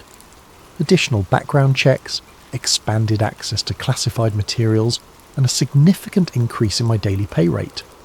I should have been excited about the promotion. Instead, I felt like I was being bought, and I was probably right. The warnings started trickling in during late August, passed along through the informal network of hunters, trappers, and bush pilots who made their living in the Alaska interior. Jerry Kowalski was the first to approach me directly. A hunting guide from Healy who'd been working the region for 15 years, he found me during a supply run to the nearest trading post and pulled me aside for a conversation that changed everything. "You boys are stirring up something that ought to be left alone," he said, glancing around to make sure we weren't being overheard. "Local folks are getting nervous." "What do you mean?" "Equipment failures, vehicles breaking down for no reason, compasses spinning like tops when you get within 5 miles of your operation." Jerry described incidents that had been occurring with increasing frequency since our survey mission began. Hunters reporting complete electrical system failures in their trucks after driving past our access roads. Bush pilots experiencing instrument malfunctions while flying over the Tanana Valley region. Even handheld GPS units and basic magnetic compasses becoming unreliable anywhere near our survey area. "Started about the same time you military boys showed up," he continued. "Getting worse every week. You think our equipment is causing interference?" Jerry laughed, but there was no humour in it. "Son, I've been around industrial operations my whole life. Mining camps, construction projects, military exercises. Never seen anything that could drain a truck battery from 2 miles away." He handed me a photograph, an aerial shot of the valley taken from his small plane the previous week. In the image, our survey stations were clearly visible, as small dots arranged in what appeared to be a perfect circle around the restricted ridge. 12 stations, Jerry said, equal spacing. Mathematical precision. That's not how you set up equipment for mineral surveys. He was right. Standard geological surveys used irregular patterns based on topographical features and suspected resource locations. Our array looked more like something designed to monitor or contain a specific area. "What do you think we're really doing out there?" Jerry studied my face for a long moment before answering. "Same thing the government's been doing in Alaska for decades. Poking around in places that ought to be left alone. over the next 2 weeks I began seeking out other locals who might have information about unusual activities in the region. What I discovered was a pattern of strange incidents, dating back years before our current mission. Margaret Yates, who operated a small airfield near Nenana, remembered military helicopters conducting nighttime flights to the Tanana Valley throughout the late 1980s. Always the same destination, always carrying equipment and personnel, always operating under radio silence. They'd fuel up here sometimes, she told me. Never talked to anyone, never explained where they were going. But they always flew to the same coordinates, and they always came back before dawn. Tom Bradley, a trapper who'd been working the region since the 1970s, described discovering survey markers and abandoned equipment caches years before any official geological mission had been announced. Found metal stakes with government markings back in '87, he said. Somebody was mapping that area long before you boys showed up. Most disturbing were the accounts from native residents of nearby villages. Elders spoke of the hum beneath the earth that had been growing stronger over the past decade. Traditional hunting grounds where caribou and other wildlife had begun avoiding certain areas. Stories passed down through generations about the thing that sleeps under the ice. Anna Tutu, a respected elder from the village of Minto, agreed to meet with me after hearing about my questions from other community members. My grandfather told stories about that place, she said. Long before any white men came to Alaska, there was something buried in the earth. Something that wasn't supposed to be disturbed. What kind of something? Anna looked toward the distant mountains where our survey mission was operating. He called it the star that fell and stayed. Said it was older than the ice, older than the trees. Said the shamans used to keep people away from that place because it could change the way you think. Change how? Make you forget what's real. Make you see things that aren't there. Make you believe lies were truth. I thought about the months I'd spent documenting anomalous readings, only to have supervisors explain them away as equipment malfunctions. The seismograph recordings that had been replaced with corrected versions. The news segments that had disappeared from archive systems. Make you believe lies were truth. The old stories say it would call to certain people, Anna continued. Draw them closer. Make them want to dig it up and set it free. Set what free? Whatever's been sleeping under the ground all this time. As summer turned toward autumn, the reports from local residents became increasingly alarming. Commercial pilots were reporting instrument failures and navigation problems over a widening area around our survey site. The Alaska State Troopers received multiple complaints about electronic device malfunctions near what was supposed to be a routine geological survey. Most significantly, several hunting parties had reported visual phenomena that defied explanation. Dave Richardson and his son Michael were bow hunting for moose about 8 miles south of our operation when they witnessed what Dave described as lights moving underground. Not surface lights, he emphasised when I interviewed him at his home in Fairbanks. These were coming from beneath the forest floor. Geometric patterns moving in straight lines, like somebody was running electric cables under the trees. How long did this last? About 20 minutes. Then everything went dark and our truck wouldn't start. Batteries were completely drained. Michael, who was studying electrical engineering at the University of Alaska, had brought a digital camera on the hunting trip. When they tried to review the photographs later, every image taken during the time period when they'd witnessed the underground lights had been corrupted. Not just overexposed or blurry, Michael explained. The files were there, but they contained nothing but static patterns. Like something had scrambled the digital data. By September, enough local residents had experienced unusual phenomena that the issue reached the attention of state government offices in Anchorage. According to Jerry Kowalski, who had contacts in the Alaska legislature, several state representatives had submitted formal inquiries about military activities in the Tanana Valley region. The official response was always the same: routine geological survey operations conducted in cooperation with the US Geological Survey. No classified activities, no unusual equipment, no cause for public concern. But the locals knew better. They'd seen the effects, witnessed the phenomena, and experienced the equipment failures that seemed to radiate outward from our survey area, like ripples from a stone dropped in still water, and some of them had begun to piece together the bigger picture. You want to know what I think you boys found out there? Jerry asked during our last conversation before I left Alaska. I think you found something that's been buried for a long, long time. Something that maybe should have stayed buried. What makes you say that? Because 40 years ago, my father was hunting in that same area when the army first started poking around. Same kind of operation, same kind of secrecy. He said the old-timers back then called it feeding the thing in the ground. Feeding it?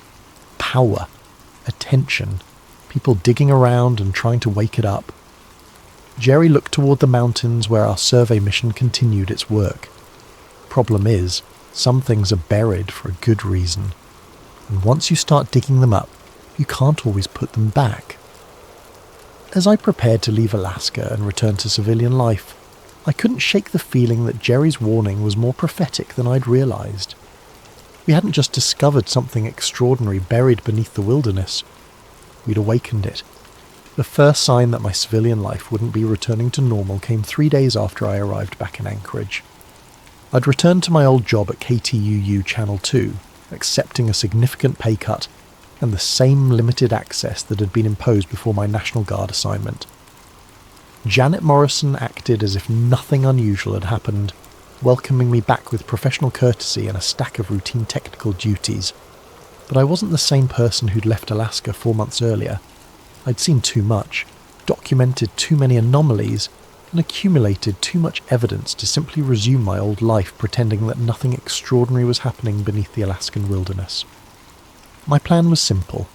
Use the television station's archive resources to compile a comprehensive record of everything I'd discovered.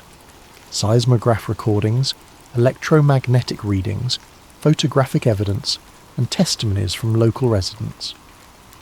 If I could document the pattern of unusual activities dating back to the 1980s, maybe I could piece together the full scope of whatever the government was trying to hide. The first obstacle appeared immediately.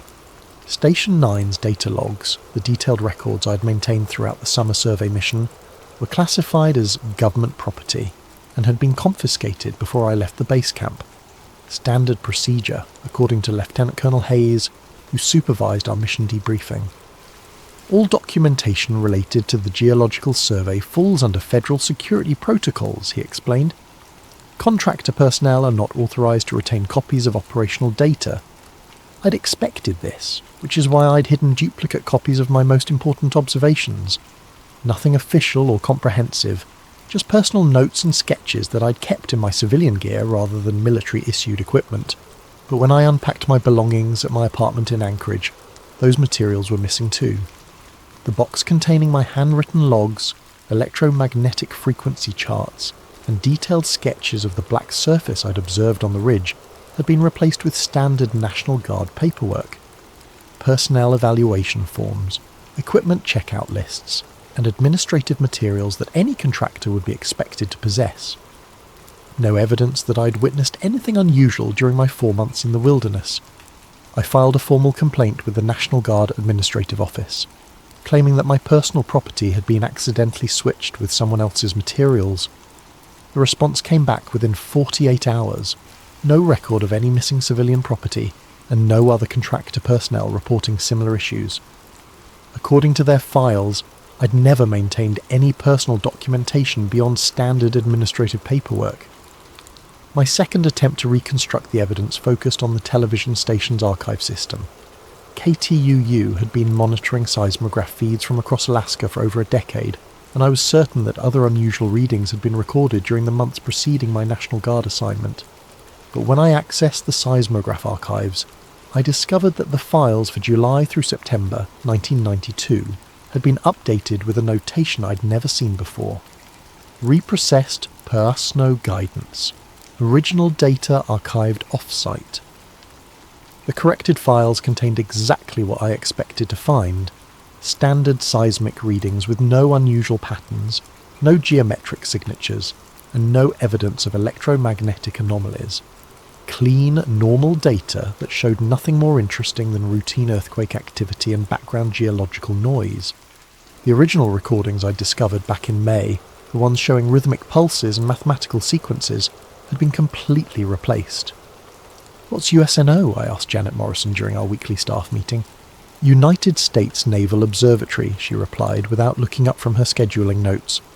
They provide technical guidance for precision timing and navigation systems. Sometimes they issue corrections for data that's been corrupted by equipment malfunctions. Equipment malfunctions? Civilian monitoring stations aren't always calibrated to military standards. The observatory helps ensure accuracy when federal agencies need reliable seismic data. Janet's explanation sounded reasonable, but it didn't address the fundamental question. Why would the Naval Observatory care about routine earthquake readings from Alaska television stations, unless those readings weren't routine at all? My investigation stalled completely in October when I attempted to contact the Fairbanks geologist who'd supposedly been interviewed about the seismograph anomalies, Professor Elizabeth Hartman, who'd been transferred to Antarctica the day after the China Lake earthquake.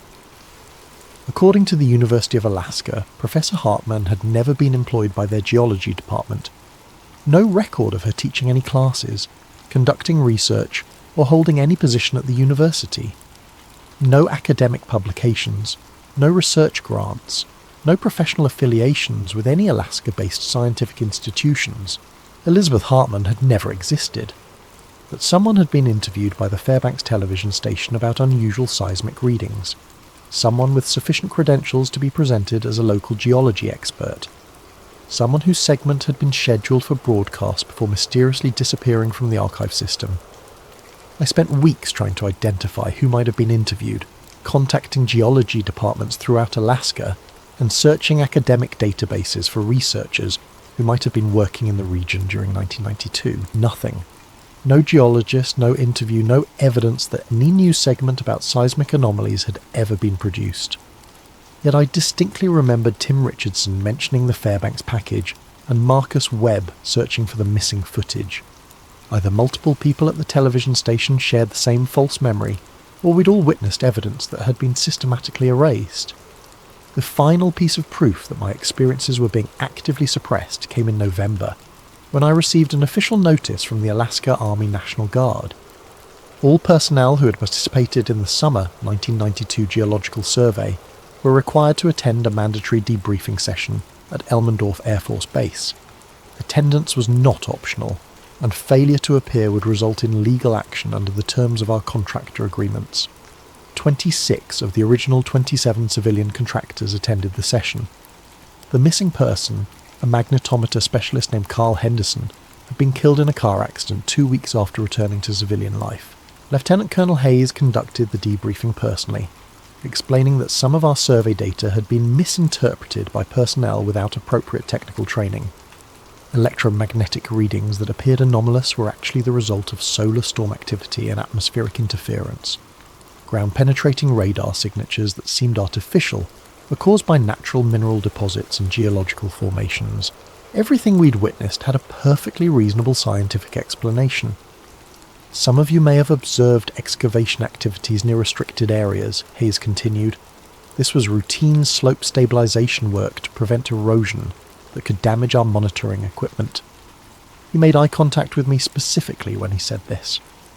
All survey data remains classified for national security reasons. Personnel are reminded that their contractor agreements include permanent non-disclosure provisions regarding any activities observed during the mission. The meeting concluded with each contractor signing an updated security agreement. The document contained language I didn't remember from our original paperwork.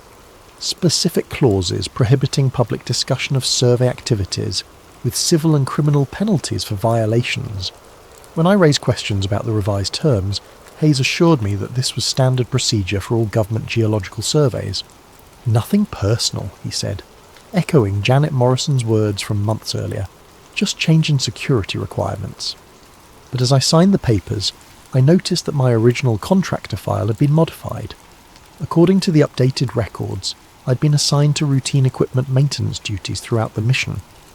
No mention of electromagnetic monitoring, no record of anomalous readings, no documentation of my reports about the excavation on the restricted ridge.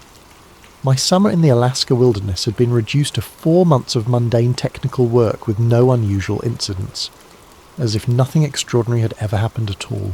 Late 1990s, for 5 years after the debriefing, I tried to forget what I'd witnessed in the Tanana Valley.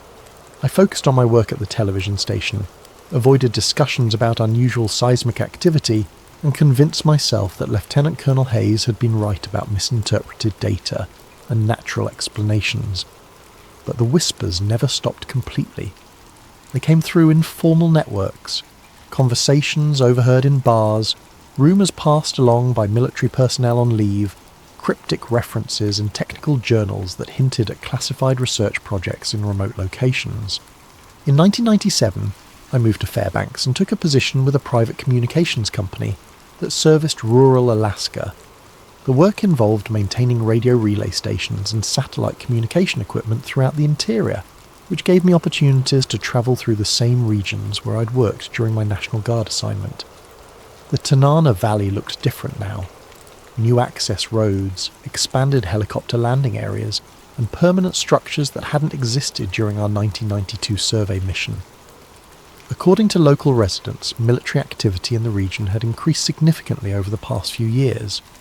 But when I tried to obtain information about current operations through official channels, I encountered the same bureaucratic walls that had frustrated me 5 years earlier. The area remained classified as an active geological research zone with restricted public access. The breakthrough came through an unexpected source. Roger Eastman, a retired Westinghouse engineer who'd spent 3 decades working on classified defence projects. I met Roger during a technical conference in Anchorage, where he was presenting research on electromagnetic field detection systems. After his presentation, we ended up sharing drinks at the hotel bar and discussing the challenges of maintaining sensitive equipment in Alaska's harsh environment. "You know," Roger said after his 3rd beer, "Cheyenne Mountain has NORAD, but Alaska has something much older. We're just plugging our systems into it." "What do you mean?" Roger glanced around the bar, making sure we weren't being overheard. "Ever hear of Project Deep Freeze?" I hadn't. 1950s, he continued. Antarctic Research Program officially, but there were parallel operations in Alaska that never made it into the public record. Government found something buried in the permafrost, something that had been there for a very long time. What kind of something? Artificial structure, massive, pre-existing power generation capabilities that our best engineers couldn't explain. Roger finished his beer and signalled for another. Westinghouse got the contract to interface our monitoring systems with whatever the hell was already down there. "You're talking about the Tanana Valley region?" Roger's expression sobered immediately. "I never mentioned any specific locations. And neither did you. But his confirmation was clear enough. For over 40 years, the US government had been operating some kind of facility that utilised technology they didn't fully understand. Technology that had been discovered rather than developed. Technology that generated the electromagnetic pulses I'd monitored during the summer of 1992. Over the following months, I began documenting similar accounts from other retired defence contractors and former military personnel. Always the same pattern. Classified projects involving pre-existing structures, technology that exceeded contemporary capabilities, and strict security protocols that prevented public disclosure. In 1999, I submitted Freedom of Information Act requests for any documents related to geological surveys, electromagnetic monitoring, or military activities in the Tanana Valley region between 1987 and 1995. The response arrived 8 months later, 247 pages of heavily redacted documents that contained virtually no useful information. Every significant detail had been blacked out under national security exemptions, leaving only basic administrative data like dates, personnel assignments, and equipment inventories. But even the censored documents revealed important patterns. Military operations in the region had been continuous since at least 1987, not sporadic survey missions as I'd been led to believe. Multiple federal agencies were involved, including the Department of Energy, NASA, and organisations I'd never heard of with acronyms that suggested advanced research activities. Most significantly, the equipment inventories listed sophisticated monitoring and communication systems that far exceeded what would be necessary for routine geological surveys. Power generation capabilities, satellite uplink systems, and electromagnetic field manipulation devices that suggested the kind of advanced research Roger Eastman had described. The government wasn't just studying whatever lay buried beneath the Alaska wilderness, they were actively using it. 2003. The photograph arrived on a Tuesday morning in March, delivered to my P.O. box in Fairbanks with no return address and no postmark indicating its origin. I'd maintained the anonymous mail drop for 6 years, using it primarily for correspondence related to my ongoing research into the Alaska operations. Most of the mail consisted of responses to FOIA requests, academic papers related to electromagnetic phenomena, and occasional letters from other researchers who'd heard about my interest in unusual geological activities. But this package was different. No return address, no postal markings, and a weight that suggested something more substantial than typical correspondence. When I opened it at home, I found a single aerial photograph with a handwritten note attached. The image showed the Tanana Valley region from an altitude of approximately 10,000 feet. Someone had used a red pencil to mark specific locations throughout the valley. 12 points arranged in a perfect circle around the restricted ridge where I'd witnessed the excavation 11 years earlier. The marked locations corresponded exactly to the monitoring stations our survey team had established during the summer of 1992. But this photograph hadn't been taken during our mission.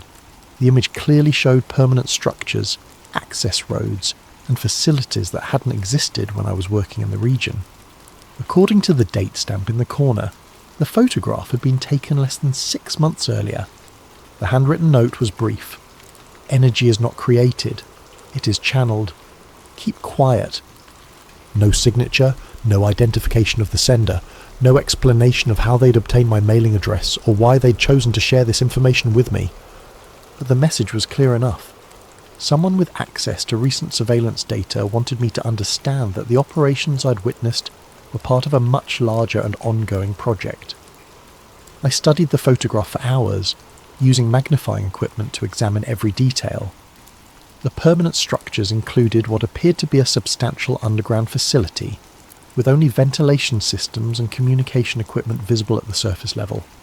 Multiple helicopter landing areas, underground power lines, and security installations that suggested a major military operation. This wasn't a research station or monitoring facility. This was a full-scale industrial complex built around whatever lay buried beneath the ridge. 3 days after receiving the photograph, I was contacted by a man who identified himself only as a government liaison. He called while I was at work, somehow obtaining my direct office number despite the fact that my employment with the communications company wasn't a matter of public record. "We need to meet," he said without preamble. "Tonight, 7 p.m, the parking lot behind the Westmark Hotel." Who is this? Someone who can help you understand your situation. What situation? The one that's been developing since you started asking questions about geological surveys and electromagnetic monitoring. The line went dead before I could respond. I should have ignored the call. Every instinct warned me that meeting with anonymous government contacts was dangerous, especially given my history with classified operations and security agreements. But I'd been searching for answers for over a decade. This might be my only opportunity to learn the truth about what I'd witnessed in the Alaska wilderness. The man was waiting in a dark sedan when I arrived at the hotel parking lot. He gestured for me to get in the passenger seat, but kept the engine running throughout our conversation. "You received a package this week," he said. It wasn't a question. "Yes." "Interesting photograph. Someone obviously wants you to understand that your 1992 experiences were part of a larger operation." "Are they?" He handed me a manila envelope. "There are 2 ways this conversation can end. Option 1, you accept a consulting fee of $50,000, sign a comprehensive non-disclosure agreement, and relocate outside Alaska within 60 days.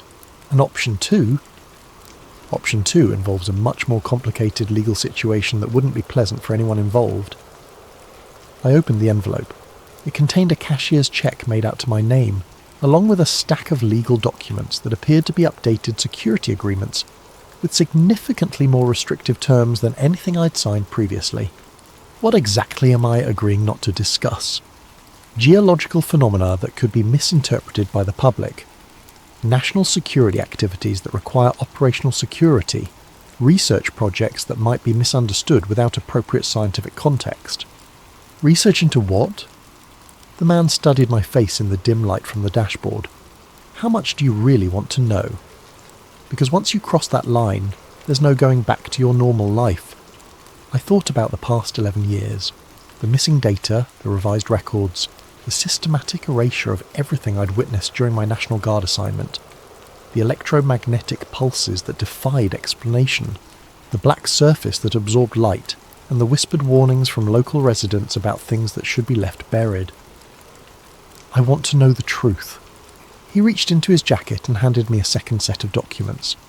These weren't security agreements or legal contracts, but photocopied pages from what appeared to be scientific reports. The structure under the ridge is approximately 900 feet long, he said as I scanned the documents. Triangular cross-section, composed of materials that don't match any known geological formations. Carbon dating suggests it's been there for at least 12,000 years. 12,000 years? Long before any known civilization had the technology to construct something like this. The electromagnetic pulses you monitored are generated by systems we still don't understand. Power output equivalent to a small nuclear reactor, but no identifiable energy source. I read through the scientific reports trying to comprehend the implications of what he was telling me. The structure wasn't just large, it was massive. Larger than any pyramid ever built by human civilization, buried beneath the Alaska wilderness for millennia. What is it? We don't know, but we've been learning how to use it. He explained that the government had been channeling the structure's energy output to power classified research facilities throughout Alaska and northwestern Canada. The monitoring stations I'd helped establish were part of a grid system that regulated and directed the electromagnetic pulses for military and scientific applications. Free energy, he continued. Clean, unlimited, and completely undetectable by conventional monitoring systems. It's revolutionizing everything from satellite communications to advanced weapons research. And the people who live in the region? The equipment failures, the health effects? Acceptable risks for a project of this magnitude. The casual dismissal of civilian safety was disturbing, but not surprising given the scope of the operation he was describing. If the government had discovered a source of unlimited energy, they would certainly prioritise military applications over public welfare. Why are you telling me this? Because you've been persistent enough to become a security risk, but smart enough to be useful. We need technical personnel who understand both the capabilities and the security requirements of this project. He handed me a business card with nothing but a phone number printed on it. Think about it for 48 hours, then call that number and let us know your decision. Accept the consulting fee and relocation offer, or become part of something much bigger than anything you've imagined. As I left the parking lot that night, I realised that my search for answers had led to a choice I'd never anticipated. I could take the money, sign the agreements, and spend the rest of my life pretending that nothing extraordinary existed beneath the Alaska wilderness. Or I could join the people who were actively exploiting whatever lay buried in the permafrost, regardless of the consequences for the world above. I never called the number. Instead, I kept the photograph and destroyed everything else. The check, the legal documents, and the business card with its anonymous contact information. Within a week, my P.O. box was burglarized and my office computer was stolen during a break-in that police described as random vandalism. The message was clear. Cooperation or silence were my only options. I chose silence, but not surrender. For the past 20 years, I've continued monitoring the situation from a distance. Small news items about equipment failures near the Tanana Valley, occasional reports of unusual seismic activity in interior Alaska, and academic papers discussing electromagnetic anomalies that are quickly withdrawn from publication.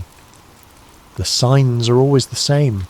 Something massive continues operating beneath the Alaska wilderness, generating power and pulses that ripple through the surrounding region like a heartbeat under the earth. The government's cover stories have evolved over the decades. Geological surveys became climate research stations, which became renewable energy projects, which became atmospheric monitoring facilities. But the fundamental operation remains unchanged. A massive artificial structure of unknown origin providing unlimited energy for classified military applications. Local residents still report the same phenomena I witnessed during my National Guard assignment. Electronic devices failing without explanation, compasses spinning uselessly, and the persistent low-frequency hum that seems to emanate from deep underground. Anna Sutu was right about the old stories. Something sleeps beneath the ice, something older than human civilization, something that was never meant to be disturbed. But we've been disturbing it for over half a century now, feeding it our attention and technology, learning to harness its power for purposes its builders never intended. And with each passing year, the electromagnetic pulses grow stronger, the affected area grows larger, and the hum beneath the earth grows more insistent. Sometimes, when commercial flights pass over the region at night, passengers report seeing geometric patterns of light moving beneath the forest canopy. Airlines dismiss these sightings as atmospheric phenomena or aurora activity, but I know better. Those lights are coming from the structure itself, radiating upward through hundreds of feet of rock and permafrost, marking the boundaries of something that extends far beyond what any government survey has officially acknowledged. The Alaska Black Pyramid, because that's what it is, regardless of what the scientists and engineers choose to call it, isn't just a source of free energy. It's a machine, a device, a technology so advanced that we're still just scratching the surface of its capabilities after decades of study. And after 20 years of silence, I'm finally ready to speak. They buried the evidence, relocated the witnesses, and rewrote the official records. But they couldn't erase what thousands of Alaska residents have experienced firsthand. They couldn't suppress every photograph, silence every contractor, or explain away every electromagnetic anomaly. The truth is still there, humming beneath the permafrost, generating power for projects we're not supposed to know about, radiating effects that grow stronger every year. Something larger than the Great Pyramid of Giza sleeps under Alaska, and it's been awake for a very long time.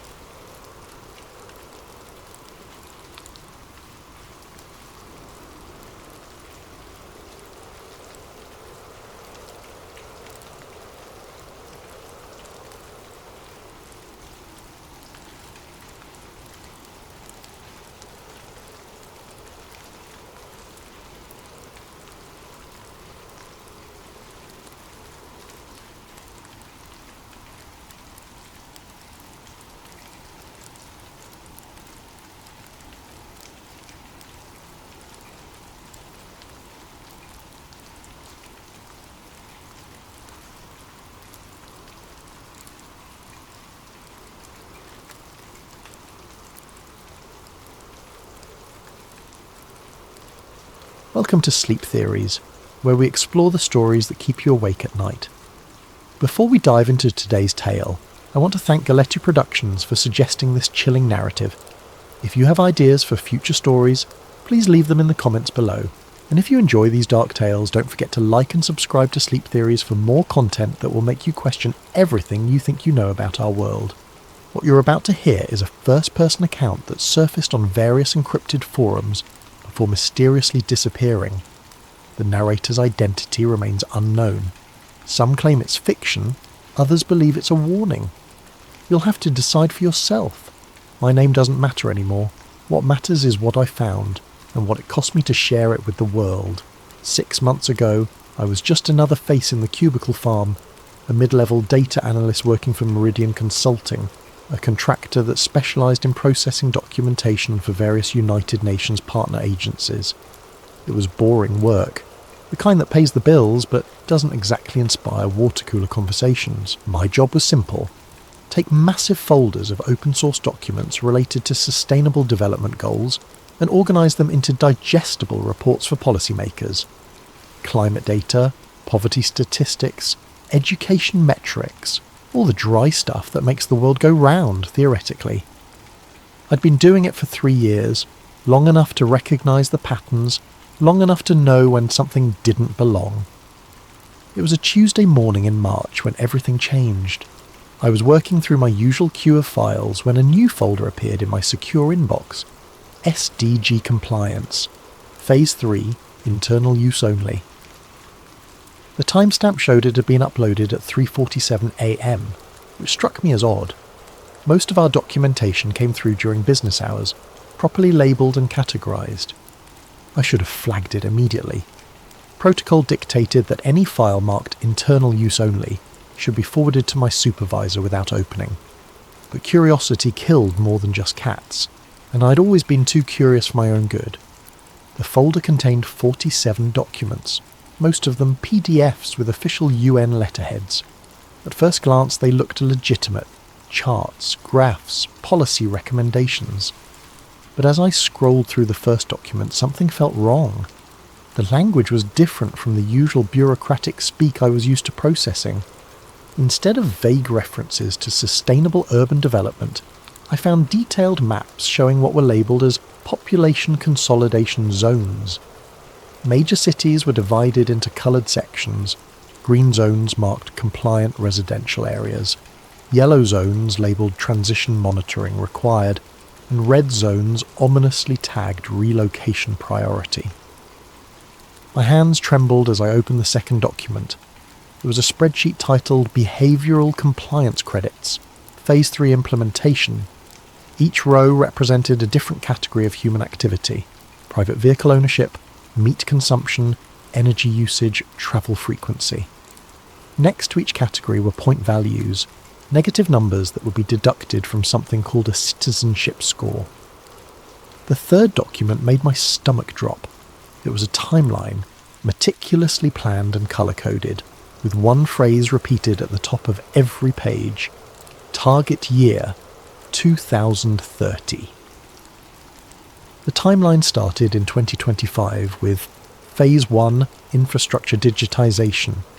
Banking systems, identification cards, payment processing, everything would be converted to digital platforms with mandatory government oversight. Phase 2, scheduled for 2027, was labelled Voluntary Compliance Incentivisation. Tax breaks and social benefits would be tied to behaviour modification programmes. But Phase 3, set for 2029, sent chills down my spine. Mandatory compliance enforcement.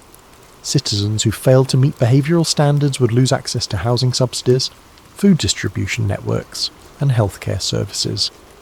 The document coldly referred to this as natural selection through administrative channels. I found myself reading the same sentences over and over, trying to make sense of what I was seeing. This couldn't be real. The United Nations was supposed to be about humanitarian aid and international cooperation, not population control and behavioural manipulation. But the documents were too detailed, too specific to be fake. They referenced real programmes I'd seen in previous reports: smart city initiatives in Toronto, digital identity pilots in Amsterdam, carbon credit systems being tested in Singapore. All of it was presented as voluntary, progressive and environmentally conscious. But according to these files, it was all preparation for something much darker. The final document in the folder was a memo dated just 2 weeks earlier. It was addressed to regional coordination directors and signed by someone with the title Under-Secretary for Compliance Architecture. The subject line read, Accelerated Timeline Approval, Operation Sustainable Transition. Colleagues, it began, recent global events have provided us with an unprecedented opportunity to advance our timeline. Public acceptance of monitoring and restriction measures has exceeded projections by 340%. We are therefore moving to implement Phase 3 protocols 18 months ahead of schedule. All regional coordinators should prepare their populations for the transition to mandatory compliance by Q4 2029. Remember, this is not about control, it is about survival. The planet cannot sustain current consumption patterns. We are the shepherds of a new era. I sat back in my chair, staring at the screen. The cursor blinked in the search bar, waiting for my next move. Around me, my colleagues continued their work, oblivious to what I'd stumbled across. The hum of fluorescent lights seemed suddenly oppressive, the click of keyboards ominous.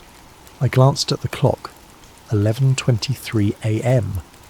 In a few hours I'd have to log this file in our system, noting what I'd reviewed and any relevant findings. But what exactly had I found? Evidence of the most elaborate conspiracy in human history, or the fevered imagination of someone with too much time and access to official letterhead templates. My supervisor, Janet Morrison, walked past my cubicle, coffee mug in hand. She smiled and nodded, the same greeting she'd given me every day for 3 years. Should I tell her what I'd found? Should I forward the files and let someone else make the decision? Instead, I did something that would change my life forever. I opened a new email and began typing. Janet, I've received a file folder that appears to be outside my clearance level. The documents reference programs and timelines that I believe require senior review. Should I forward this to you, or is there a specific protocol for handling classified materials that I'm not aware of? Please advise. Mark. I read the email 3 times before hitting send. It was professional, cautious, and documented my discovery without making accusations. If this was all legitimate, I'd followed proper channels. If it wasn't, well, at least I'd have a paper trail showing I'd tried to do the right thing. The email showed as delivered at 11:31 a.m. I saved the documents to a secure folder on my desktop and logged out for lunch, trying to act normal despite the growing knot in my stomach. When I returned from my sandwich and a walk around the block, Janet hadn't responded to my email. That wasn't unusual. She often got caught up in meetings and didn't check messages until late afternoon. But as the day wore on and 5 p.m. approached, I began to worry. At 5:47 p.m, my computer chimed with a new message. But it wasn't from Janet. It was an automated system notification. File access revoked.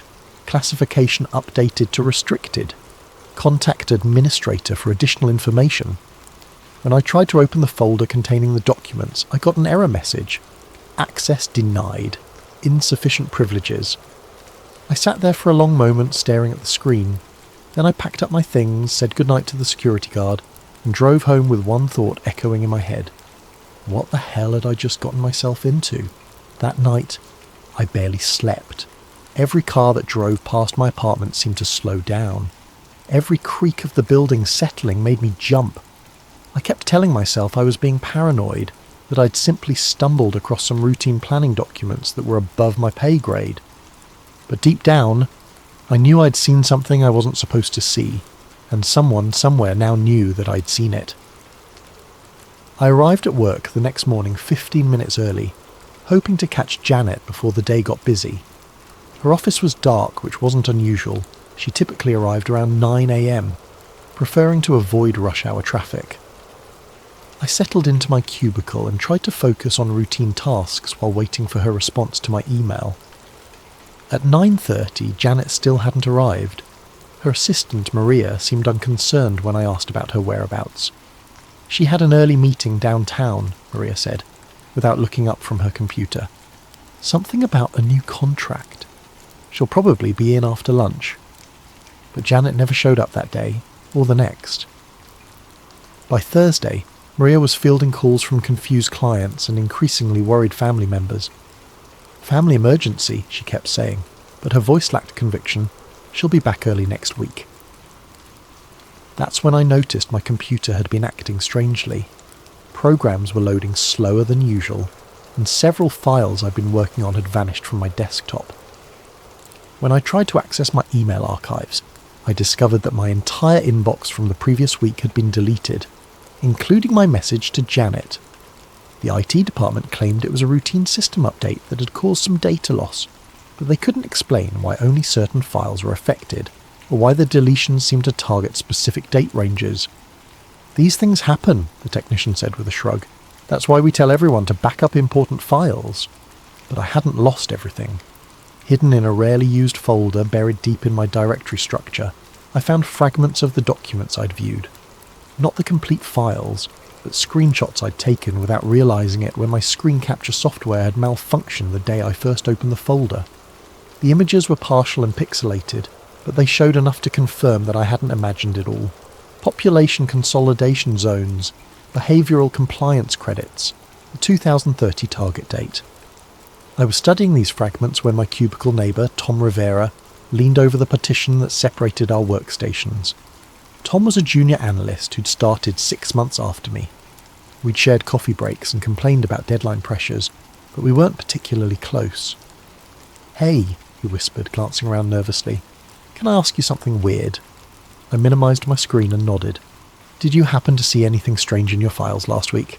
Like documents that seemed out of place?" The question sent a chill through me. "What kind of document?" Tom looked around again, then rolled his chair closer. "I got this folder by mistake, I think. Had all these maps and charts about moving people around, controlling where they could live and work. Really creepy stuff." "What did you do with it?" "Forwarded it to my supervisor, just like protocol says. But then," he paused, lowering his voice even further, "then my supervisor disappeared, just like Janet. And this morning, my computer was completely wiped. Like everything. They gave me some story about a virus, but I know that's not what happened."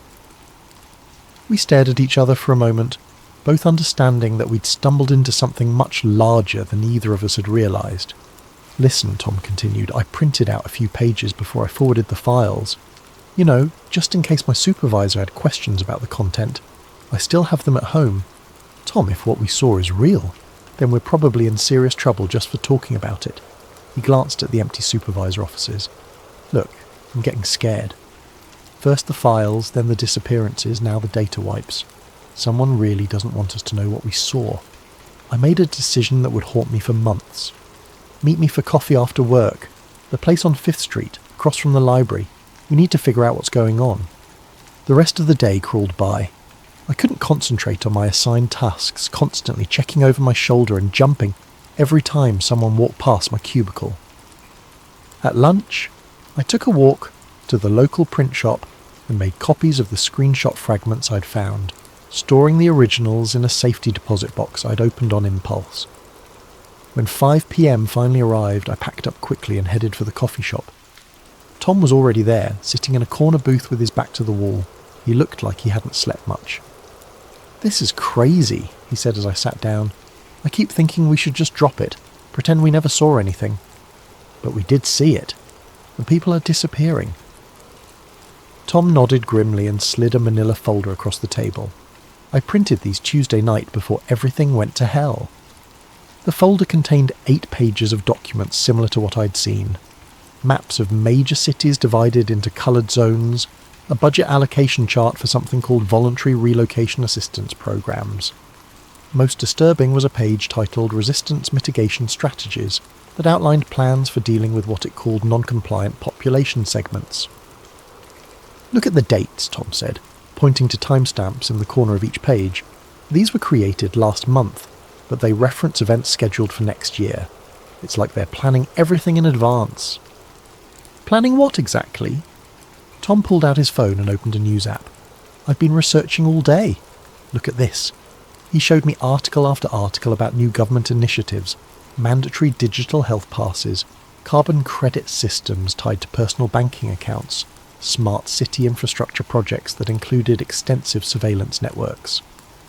"Every single one of these programs is mentioned in the documents we saw," he said, "but in the news, they're presented as separate voluntary initiatives for public safety and environmental protection.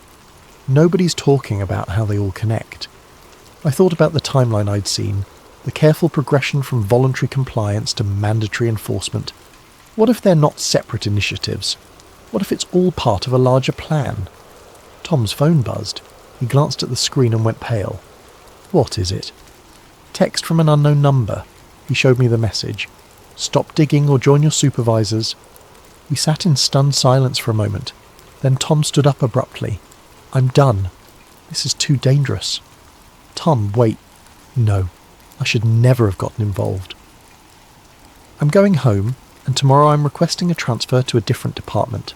I suggest you do the same." He left the folder on the table and walked out, leaving me alone with documents that could either be the ravings of a conspiracy theorist or evidence of the largest social engineering project in human history. I walked home through streets that suddenly seemed full of cameras and sensors, wondering if I was being watched, if every step was being recorded and analysed by systems I was only beginning to understand. When I got to my apartment, I found a note taped to my door. "Package delivered to management office." But I hadn't ordered anything, and when I checked with the building manager, there was no package waiting for me. The note was dated that morning, written in handwriting I didn't recognise. That night I made another impulsive decision. I drove to an internet cafe on the other side of town and used a public computer to create anonymous email accounts on several platforms. Then I uploaded the documents Tom had given me, along with my screenshot fragments, to multiple cloud storage services. If something happened to me, at least there would be a record. But as I drove home, I couldn't shake the feeling that I was already too late, that I'd been marked from the moment I opened that first folder. In my rearview mirror, I noticed the same dark sedan that had been behind me when I left the coffee shop. It followed me all the way home. Sleep became a luxury I couldn't afford. Every sound in the hallway outside my apartment sent me to the window, peering through blinds at empty streets that somehow felt full of hidden watchers. Tom didn't show up for work the next day, or the day after that. His desk was cleared out by the weekend, and when I asked Maria about it, she said he'd requested an immediate transfer to pursue other opportunities. But I knew better. Tom had been scared, and scared people in our situation didn't get transfers, they got disappeared. With Janet gone and Tom relocated to who knows where, I was left alone with fragments of documents that painted a picture too terrifying to ignore and too dangerous to pursue. But I had to know more. If this was real, if there truly was a coordinated plan to reshape society by 2030, then someone needed to document it. I began my research carefully, using the public library's computers and paying cash for internet access at various cafes around the city. I created a simple methodology, cross-referenced the terms and programs mentioned in the leaked documents with publicly available information, looking for patterns and connections that might confirm or refute what I'd seen. The results were more disturbing than I'd expected. Smart city gateways was mentioned in 17 different documents I'd glimpsed. A quick search revealed that Toronto had announced a partnership with a tech consortium to implement exactly such a system by 2026. The project would integrate biometric identification, real-time location tracking, and automated behavioural assessment into a single platform designed to optimise urban resource distribution. The public announcement described it as a voluntary program to help residents access services more efficiently. But buried in the technical specifications, I found references to compliance monitoring algorithms and automated privilege adjustment protocols. Amsterdam's digital citizenship pilot was even more explicit. Citizens who participated would receive carbon credits for demonstrating environmentally conscious behaviour, measured through smartphone tracking, purchase monitoring, and periodic check-ins at verification stations throughout the city. The credits could be used for transportation discounts, housing assistance, and priority access to healthcare. But what happened to citizens who didn't participate, or who failed to meet behavioural targets? The programme documentation was vague about consequences, mentioning only alternative pathways for non-participating residents. Singapore's implementation was the most advanced. Their sustainable living credit system had been operational for 8 months, and earlier reports claimed impressive results: 67% reduction in private vehicle usage, 45% decrease in meat consumption, and 89% compliance with residential energy limitations. I found a blog post from a Singapore resident that painted a different picture. The author, writing under an obvious pseudonym, described a society where every purchase, every journey, every social interaction was monitored and scored. Citizens who failed to maintain adequate sustainability ratings found themselves locked out of public transportation, unable to access certain stores, and restricted to specific residential areas.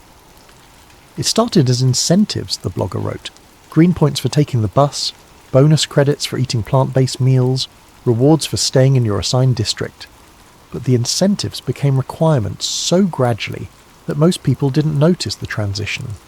Now, if your score drops too low, you simply can't function in society, and raising your score requires complete submission to the system's behavioural demands. The post had been published 3 weeks ago. When I tried to access it again the next day, the entire blog had been removed. I began compiling a spreadsheet of every program, initiative, and policy mentioned in the leaked documents, then researching whether similar real-world implementations existed. The results were consistent and terrifying. Every single item had a corresponding program either already active or scheduled for implementation within the next 2 years. carbon credit systems tied to personal banking accounts, announced by the European Central Bank for rollout in 2026, biometric checkpoints for access to essential services, pilot programs active in 12 major cities worldwide, residential assignment based on compliance scores, being tested in 3 countries under the guise of efficient housing allocation, digital identity requirements for all online activities, legislation pending in multiple jurisdictions to combat misinformation and ensure digital safety. The pattern was unmistakable. What appeared to be separate, well-intentioned programs were actually components of a comprehensive system designed to monitor, control, and modify human behaviour on a global scale, and they were all scheduled to reach full implementation by 2030. But the most chilling discovery came when I researched the organisational structure behind these initiatives. Many of the programs were funded through the same consortium of international organisations, tech companies, and government agencies. The same names appeared on advisory boards and implementation committees across different countries and continents. One name appeared particularly frequently: the Sustainable Future Institute, a think tank founded in 2019 with substantial backing from several major philanthropic foundations. Their published research covered everything from climate change mitigation to urban planning optimization. All of it sounded reasonable and beneficial, but when I dug deeper, I found connections to government contracts for surveillance technology, behavioural modification research, and something called Population Management Systems Architecture. The Institute's founder, a former UN administrator named Dr. Catherine Voss, had given speeches advocating for necessary sacrifices in individual autonomy to ensure species survival. In a 2023 interview, she'd said, "Democracy and freedom are luxuries we can no longer afford. The climate crisis requires coordinated action on a scale that voluntary compliance cannot achieve. We must be willing to accept temporary limitations on personal choice in service of permanent solutions to existential threats." Temporary limitations? I wondered if the people implementing these systems really believed they would be temporary, or if they knew exactly what they were building. A global cage disguised as environmental salvation. As weeks passed, my research expanded beyond simple correlation. I began mapping the financial relationships between organisations, tracking personnel movements between government agencies and private companies, documenting the timeline of policy implementations across different countries. What emerged was a picture of unprecedented coordination. The same small group of organisations was driving policy changes on every continent, using local governments as implementation vehicles for a globally designed system. But I was still missing crucial pieces of the puzzle.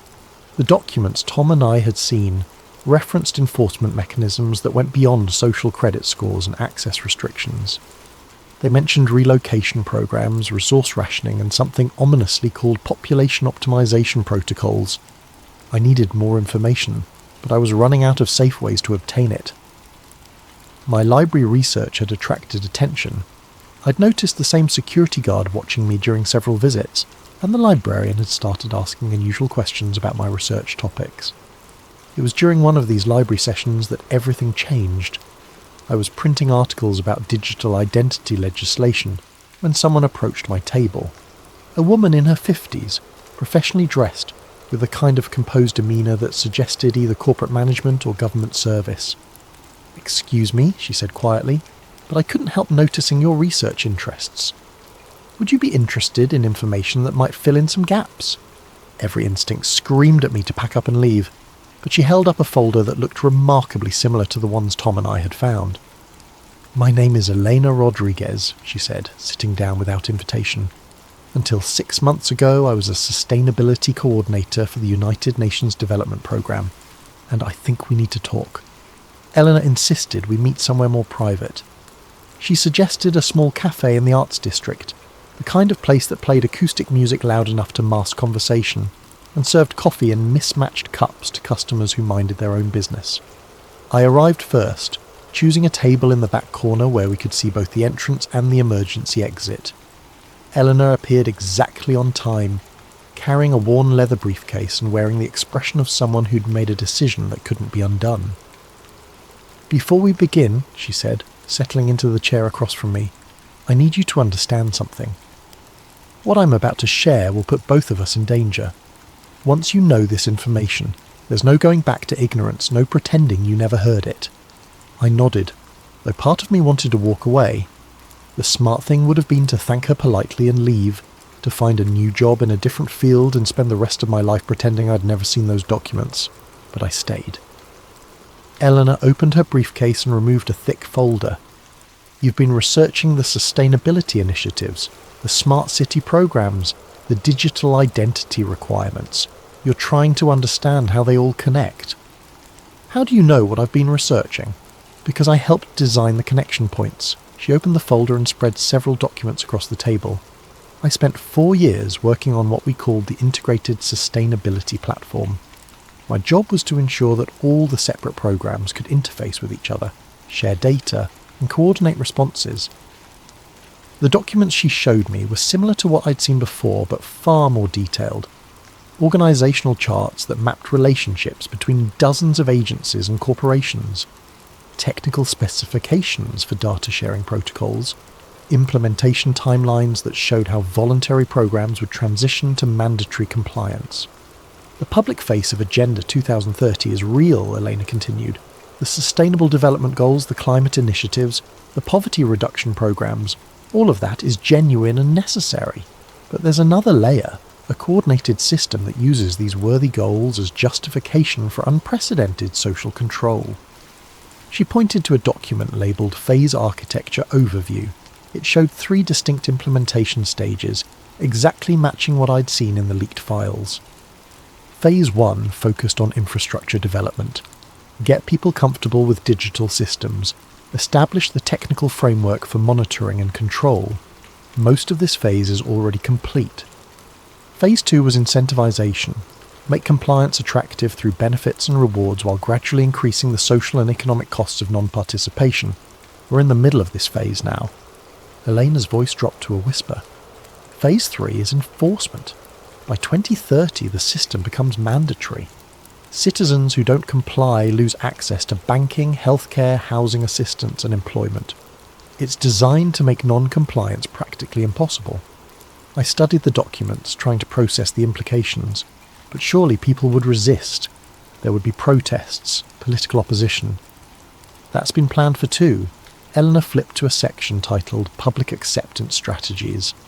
It outlined a comprehensive approach to managing public opinion through media partnerships, social media manipulation, and strategic crisis deployment.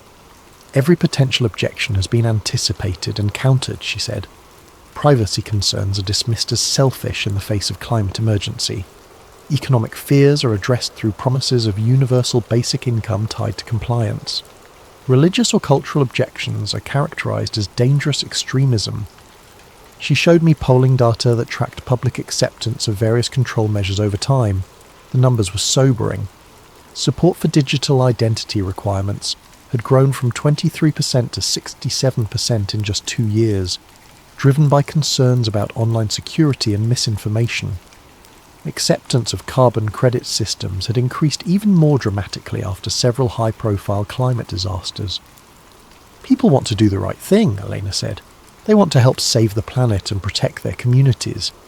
The system exploits that desire, channeling genuine concern into acceptance of comprehensive control.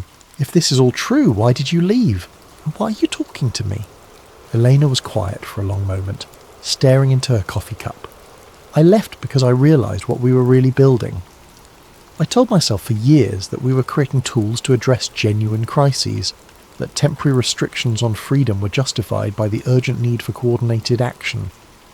But the restrictions were never meant to be temporary, were they? The people at the top, the ones making the real decisions, they genuinely believe that democracy and individual liberty are obstacles to human survival. They see free choice as a luxury we can't afford, personal autonomy as a threat to species-level coordination. She opened another section of the folder, revealing documents that made my stomach turn. Plans for optimal population distribution that involved moving millions of people from rural areas into monitored urban zones. Resource allocation models that determined individual caloric allowances based on productivity scores.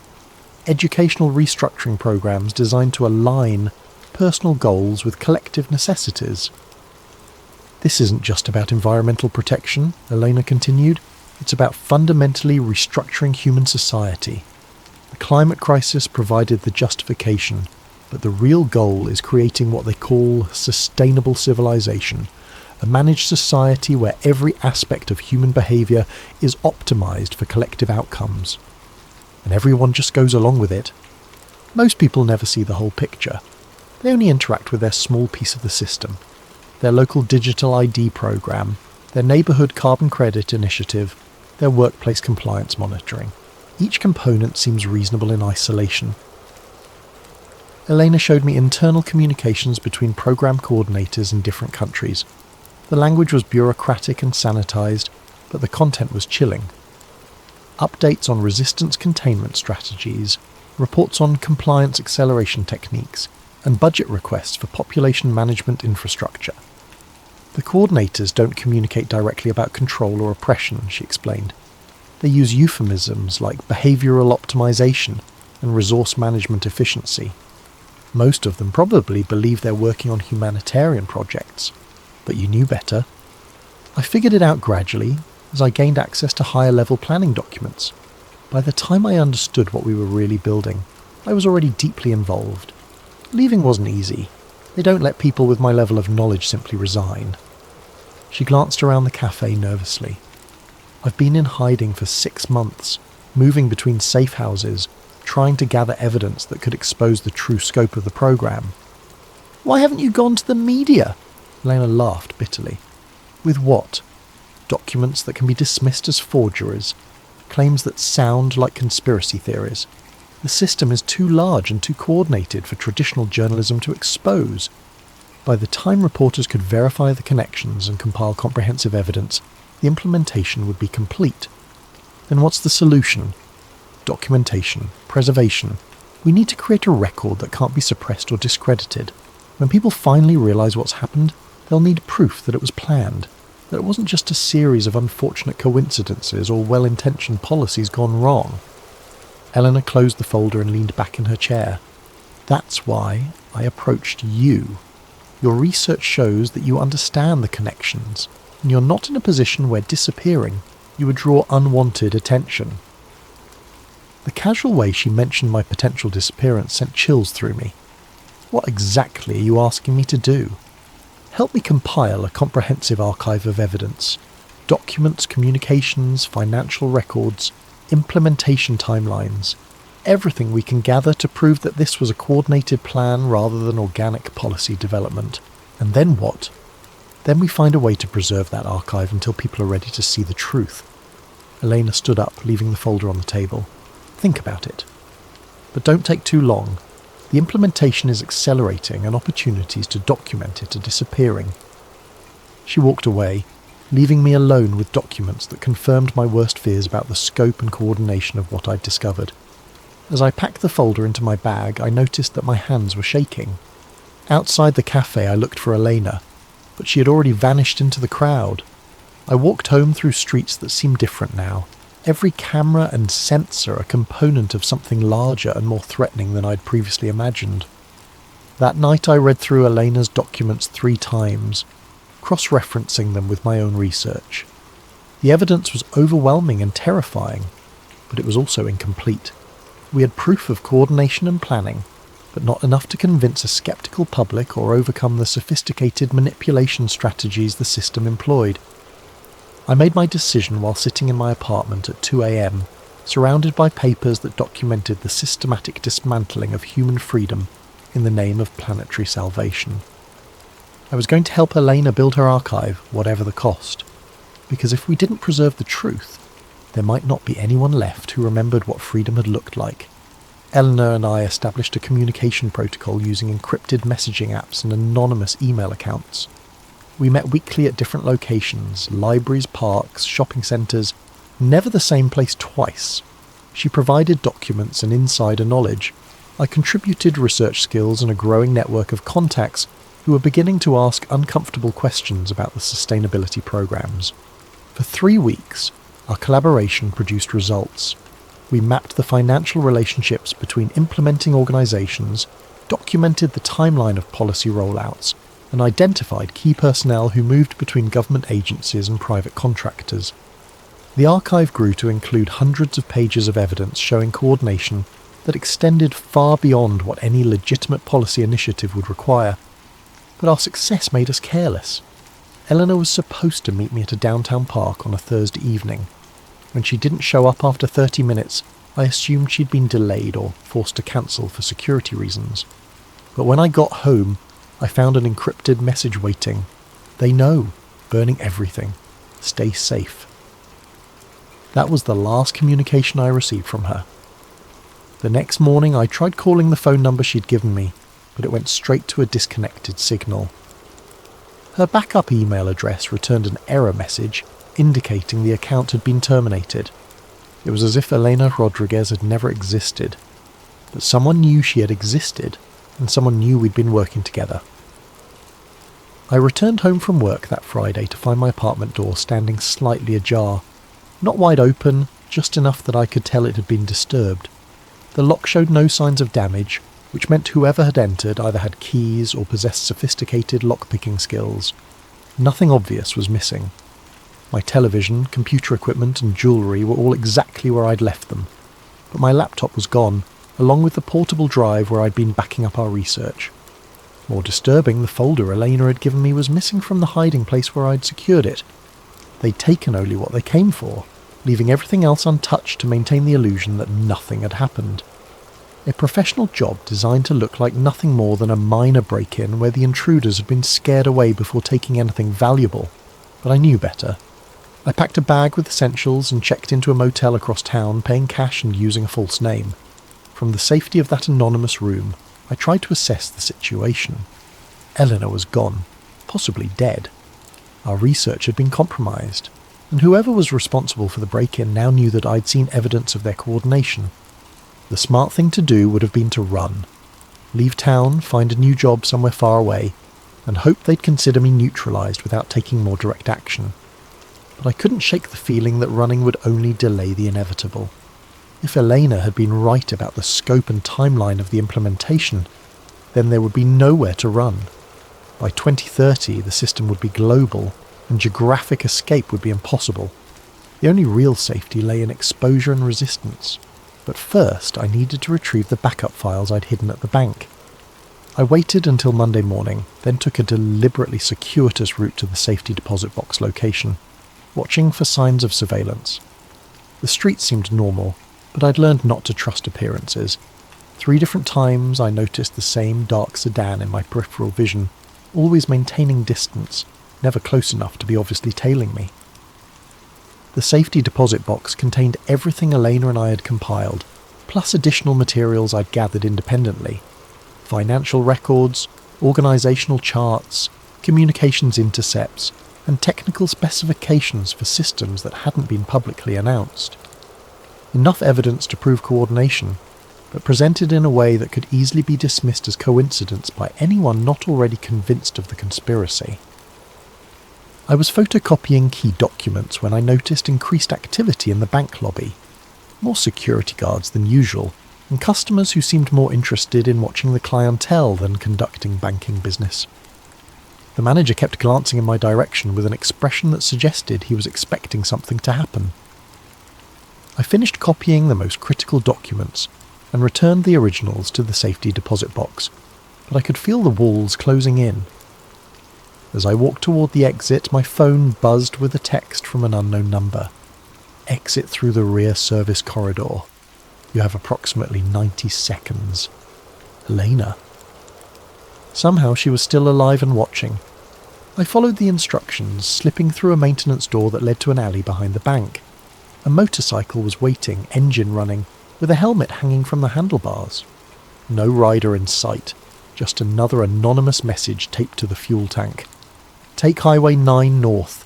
Abandon bike at mile marker 47. Continue on foot. I'd never ridden a motorcycle before, but desperation made for a quick learning curve. The bike lurched and stalled twice before I managed to get it moving, but soon I was weaving through traffic toward the highway. my bag of copied documents secured under my jacket. In the rearview mirror, I watched the dark sedan emerge from the bank parking lot, followed by 2 more vehicles that had materialised from side streets. They maintained professional distance, but their coordination was obvious to anyone who knew what to look for. Highway 9 wound through rural farmland before entering forested hills. I pushed the motorcycle faster than was safe, taking curves at speeds that made the bike lean dangerously. But my pursuers had more powerful vehicles, and the gap between us was slowly closing. Mile marker 47 appeared just as the first sedan was close enough that I could see the driver's face in my mirror. I pulled off the road into a dense stand of trees, abandoned the bike as instructed, and plunged into the forest carrying my bag and hoping that Elena's plan included more than just continue on foot. The woods were thick enough to provide cover, but I could hear car doors slamming behind me and the voices coordinating a search. These weren't local police or federal agents conducting a routine investigation. The communication I overheard was too professional, too military in its efficiency. I'd been hiking for 20 minutes when I heard the helicopter. The aircraft appeared through the canopy overhead, flying in a search pattern with what looked like thermal imaging equipment. I pressed myself against the largest tree I could find and tried to remain motionless, but the helicopter circled back twice, its searchlight probing the forest floor. That's when I realised how far beyond normal law enforcement this had escalated. Whatever Eleanor and I had discovered, it was important enough to justify significant resources and risk considerable exposure. They weren't just trying to silence us. They were treating us as threats to something vital enough to deploy military-grade assets. The helicopter moved on, but I could hear searchers working their way through the trees, calling out grid coordinates and maintaining radio contact with their command structure. I needed to find better shelter, and I needed to get my evidence to someone who could use it. I was stumbling through undergrowth, trying to put distance between myself and the search teams, when I nearly walked into the woman standing behind a massive oak tree. Elena looked different. Thinner, older, with the kind of exhaustion that comes from months of running and hiding.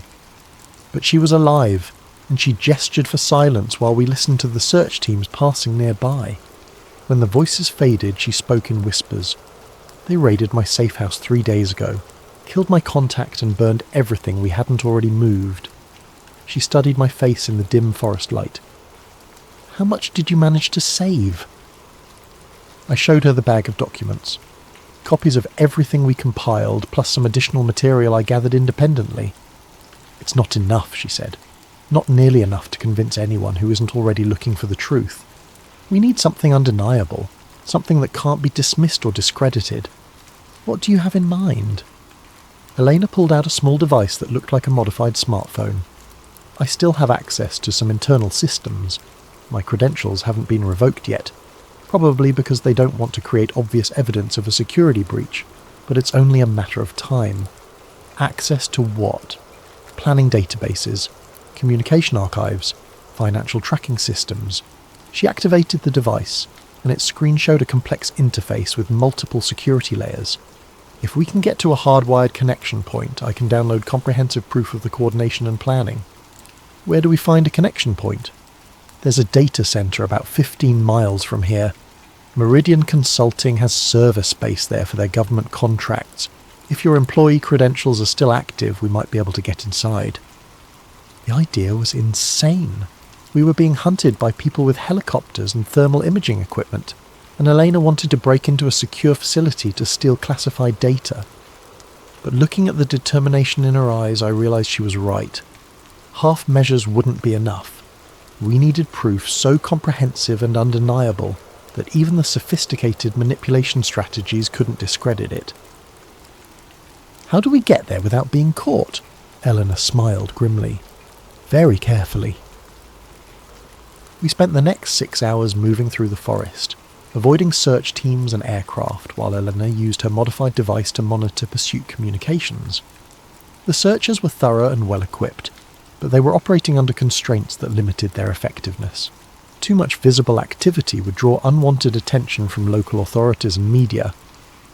By dawn, we'd reached the edge of the forest near a rural highway.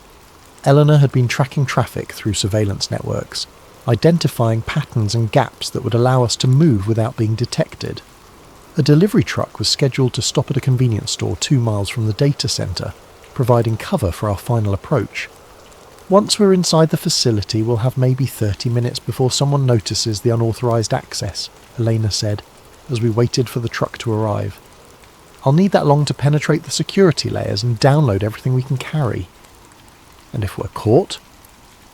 Then people who ask questions about sustainability programs will know what happened to us. The truck arrived on schedule, and we managed to slip into the cargo area during the driver's restroom break. 20 minutes later, we were hiding behind a dumpster outside the data centre, watching security guards patrol the perimeter. Eleanor studied the building through small binoculars. 3 guards, standard rotation every hour, camera coverage on all entrances, but there's a maintenance access point on the north side that's in a blind spot for about 40 seconds during shift changes. What about internal security? Biometric locks, access card readers, motion sensors. But your employee card should get us through the first 2 barriers, and I can handle the electronic systems once we're inside. We waited for the next guard rotation, then sprinted across an open parking area to the maintenance door. Eleanor connected her device to the lock mechanism while I watched for patrols. The lock clicked open just as footsteps echoed from around the corner.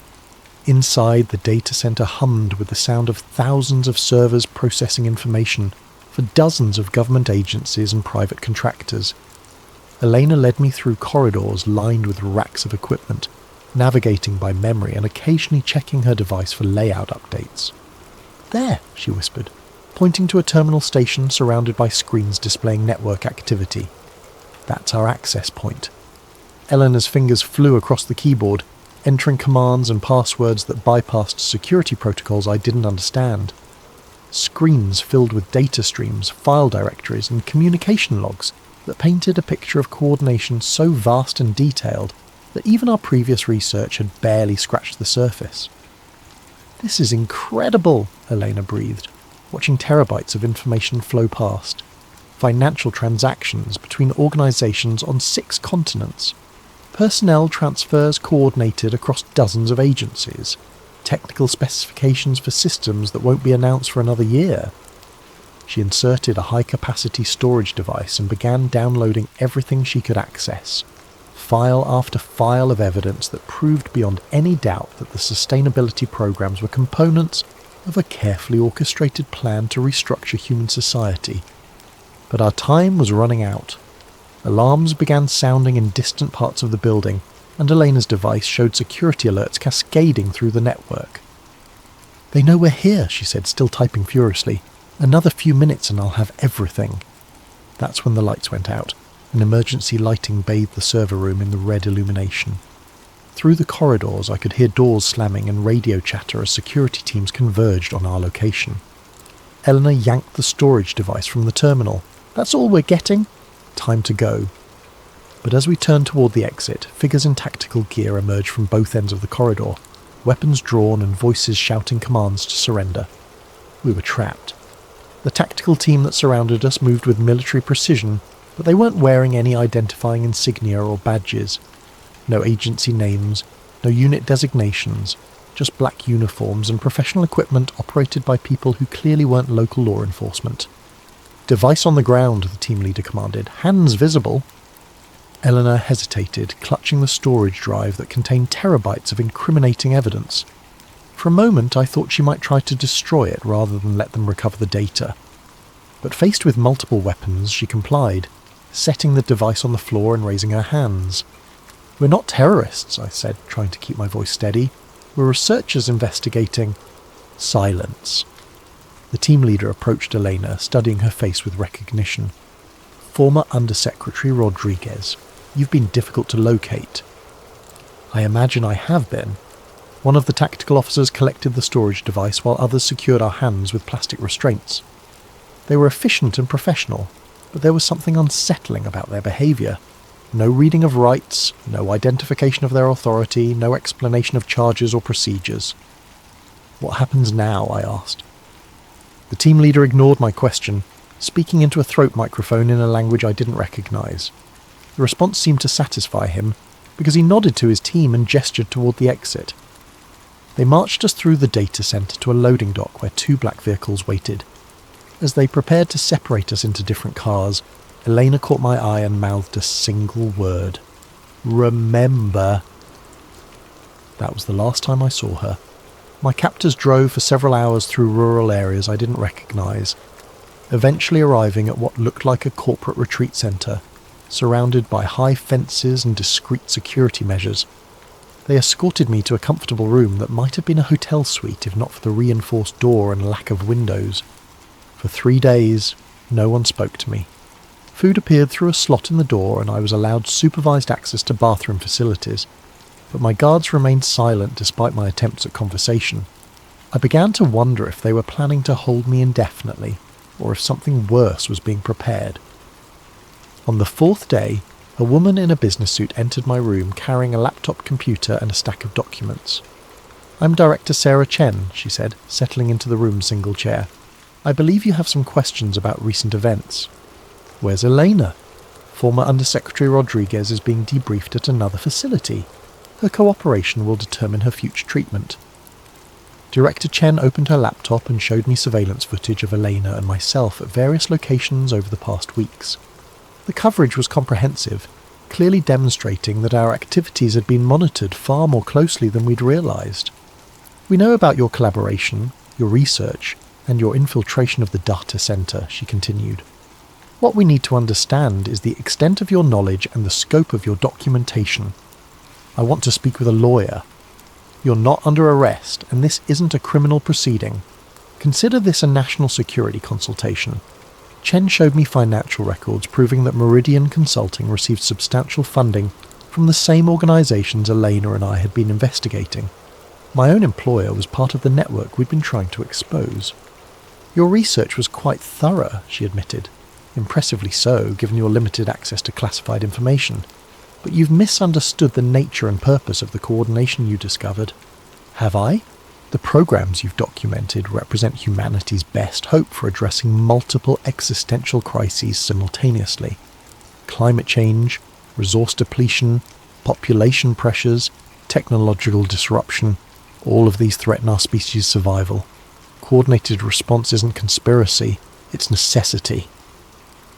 Chen pulled up charts and projections that painted a dire picture of humanity's future without intervention. Environmental collapse within decades, resource wars that would kill billions, social breakdown that would destroy civilization itself. "The coordination you've discovered exists because voluntary compliance with necessary changes has proven insufficient," she explained. "Democracy and individual choice are luxuries that become dangerous when the stakes involve species survival." "So you're admitting that the programs are designed to control people?" "I'm explaining that some degree of behavioural management is essential for ensuring that enough humans survive the coming crises to maintain technological civilization." Chen's tone was matter-of-fact, as if she were discussing weather forecasts rather than the systematic elimination of human freedom. "And who decides what constitutes necessary control?" "People with access to comprehensive data and the responsibility for long-term outcomes. Scientists, policy analysts, systems engineers, experts who understand the complexity of the challenges we face." Chen showed me additional documents that detailed the decision-making processes behind the sustainability programs. Groups of highly credentialed professionals making choices based on computer models that calculated optimal outcomes for human survival and environmental stability. Every restriction, every monitoring system, every behavioural modification protocol has been designed to maximise the probability that technological civilization will persist through the crisis period, she said. "Personal freedom is irrelevant if there's no surviving society to exercise that freedom within." "But what if people don't want to be saved at the cost of their autonomy?" "Then they'll be saved anyway because the alternative is extinction." Chen closed her laptop and studied my face. "You have a choice, Marcus. You can accept that the coordination you've discovered serves a necessary purpose, or you can be classified as a threat to species survival. What does that classification entail?" "People who actively resist necessary survival measures cannot be allowed to interfere with implementation." Her voice remained calm and professional. "Resistance will be contained through whatever means prove most effective." She stood up and walked toward the door. You have 24 hours to decide whether you want to be part of the solution or part of the problem. After Chen left, I sat alone in my comfortable prison, thinking about Eleanor's final word. Remember. Not resist, or fight, or escape, but remember. She wanted me to preserve what we'd learned, to document the truth regardless of what happened to us personally. That night, I used the room's basic amenities to create a primitive but functional recording device.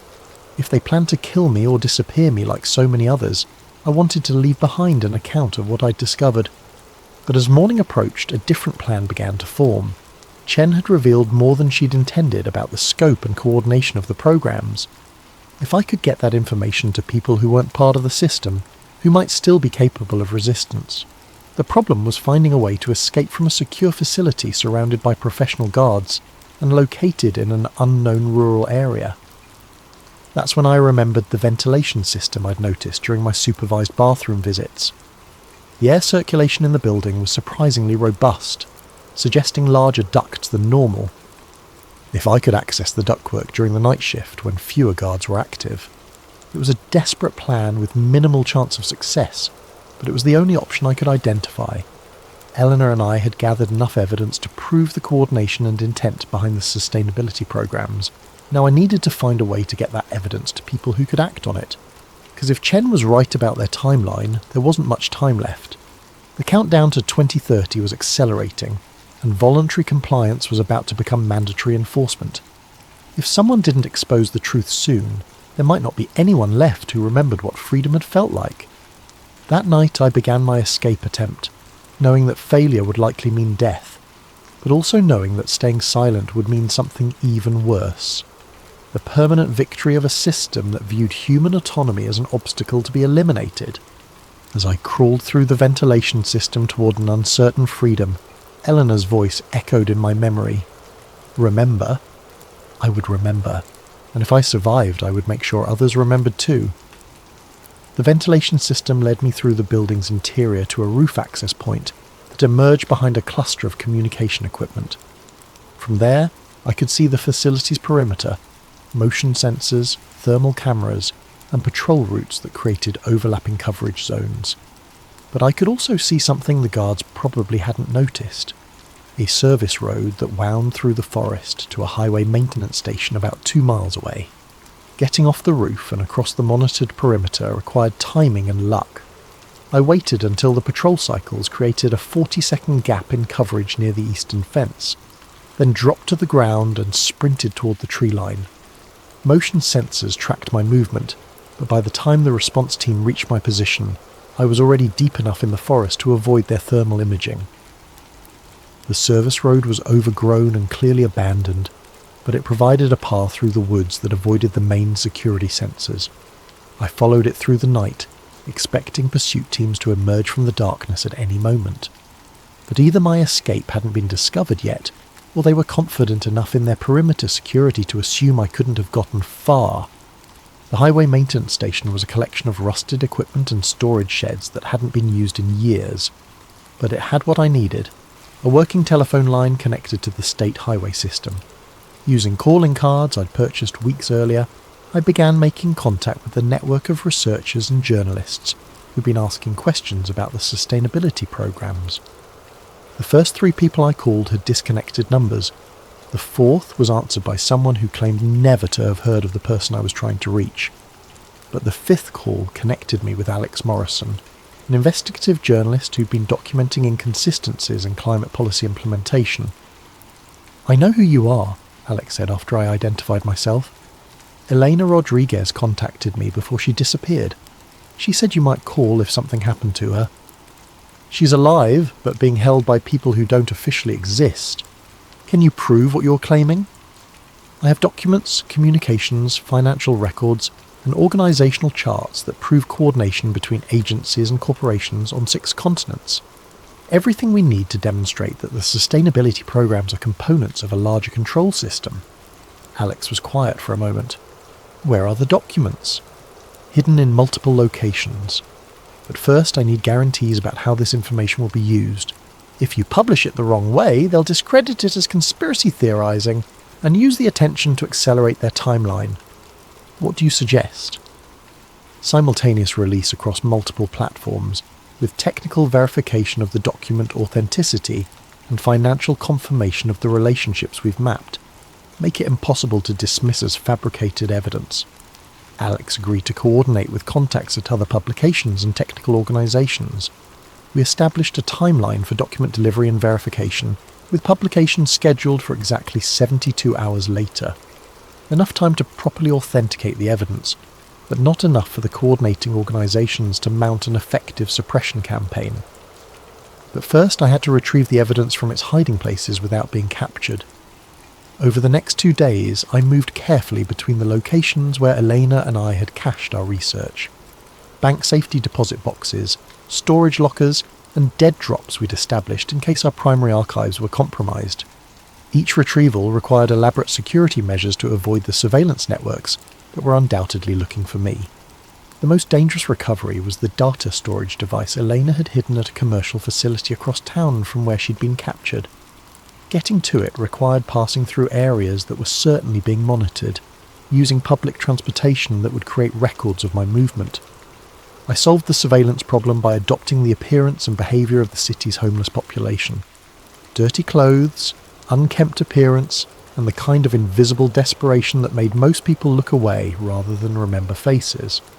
The disguise was psychologically difficult but operationally effective. Security cameras recorded me, but human attention filtered me out as irrelevant.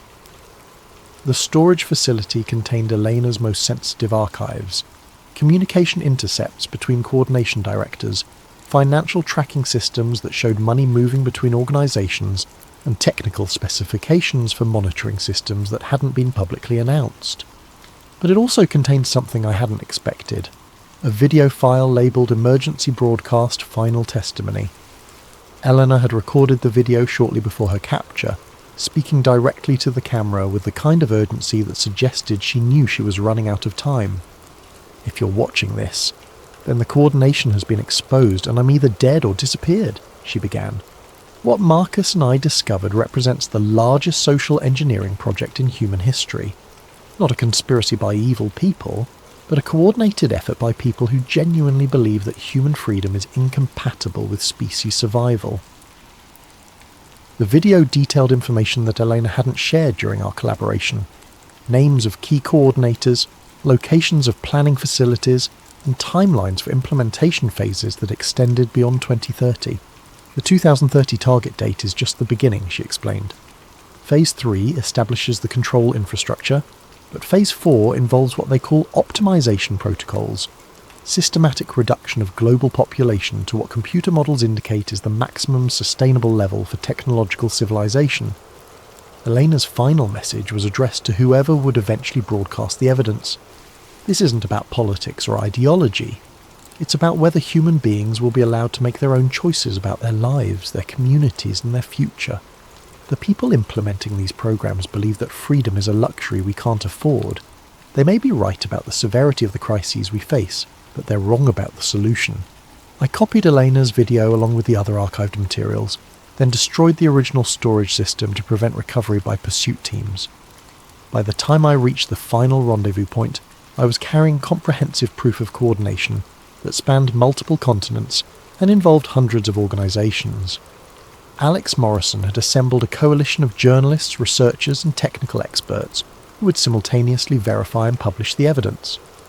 The plan was elegant in its simplicity, overwhelming the suppression capabilities of even the most sophisticated coordination networks by releasing information through so many channels that controlling the narrative would be impossible.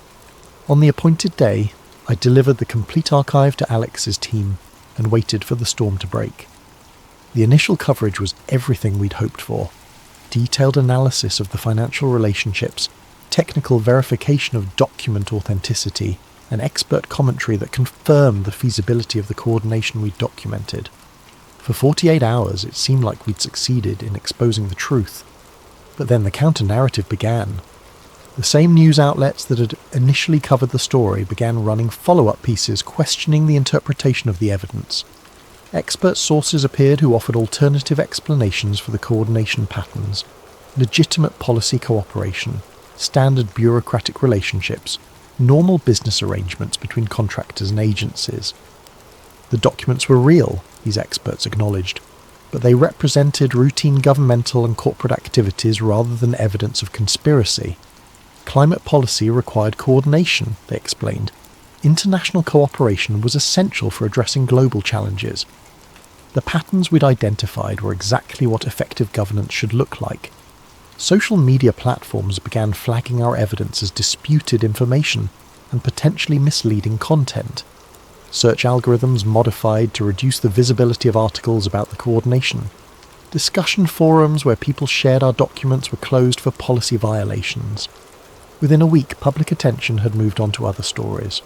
The comprehensive evidence that Elena and I had risked our lives to gather was dismissed by mainstream discourse as another conspiracy theory promoted by people who didn't understand the complexity of modern governance. But we had succeeded in one crucial way. We'd created a permanent record that couldn't be completely suppressed. People who were looking for the truth could find it, could study the evidence, could draw their own conclusions about what it meant. And as the months passed, some of those people began to notice patterns that confirmed our warnings. 6 months later, I'm writing this from a cabin in rural Montana, living off-grid with cash transactions and avoiding any technology that could be used to track my location. The official story is that I suffered a mental breakdown and disappeared, leaving behind rambling conspiracy theories that no serious person would take seriously. Elena was released after 3 weeks of debriefing, but she's not the same person who risked everything to expose the truth. When she appears in public now, she speaks about the importance of international cooperation and the necessity of accepting temporary restrictions on personal freedom to address climate change. Her eyes have a vacant quality that suggests pharmaceutical management of her personality. Our evidence is still available to anyone persistent enough to look for it, but it's been successfully marginalised through the same techniques we documented: expert counter-narrative, algorithmic suppression, and social media manipulation. The truth exists, but it's been rendered effectively invisible to most people, and the implementation continues. Over the past 6 months, the changes have accelerated in ways that make our warnings seem prophetic. Major banks announce mandatory digital identity verification for all accounts, citing the need to prevent fraud and ensure regulatory compliance. Anyone without approved digital credentials finds themselves unable to access their money. Social media platforms implemented verified citizen requirements for posting or commenting, claiming the need to combat misinformation and protect democratic institutions. Anonymous speech has been effectively eliminated from digital communication. Streaming services, e-commerce sites, and online service providers rolled out verified citizen login systems that require government identification to access content. Entertainment and shopping have become privileges granted to compliant citizens. The carbon credit systems we documented are now operational in major cities, with personal behaviour tracked through smartphone monitoring, purchase surveillance, and periodic compliance verification. Citizens who fail to meet sustainability targets find themselves restricted from certain activities and locations. Employment in most major corporations now requires participation in behavioural modification programs that monitor everything from dietary choices to social media activity. Non-compliance results in professional exclusion that makes economic survival difficult. The changes happen gradually enough that each new restriction seems reasonable in isolation, justified by immediate crises, and presented as temporary measures that will be relaxed once stability is achieved. But people with longer memories can see the pattern. Each temporary restriction becomes permanent infrastructure for the next phase of control. I'm sitting in a library in a small town where they haven't yet installed biometric scanners for internet access. The computer I'm using doesn't require government identification, though I know that's changing.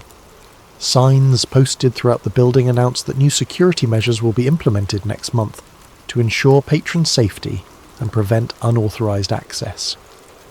On the news website, a UN representative is speaking about the success of digital identity programs in reducing fraud and improving service delivery.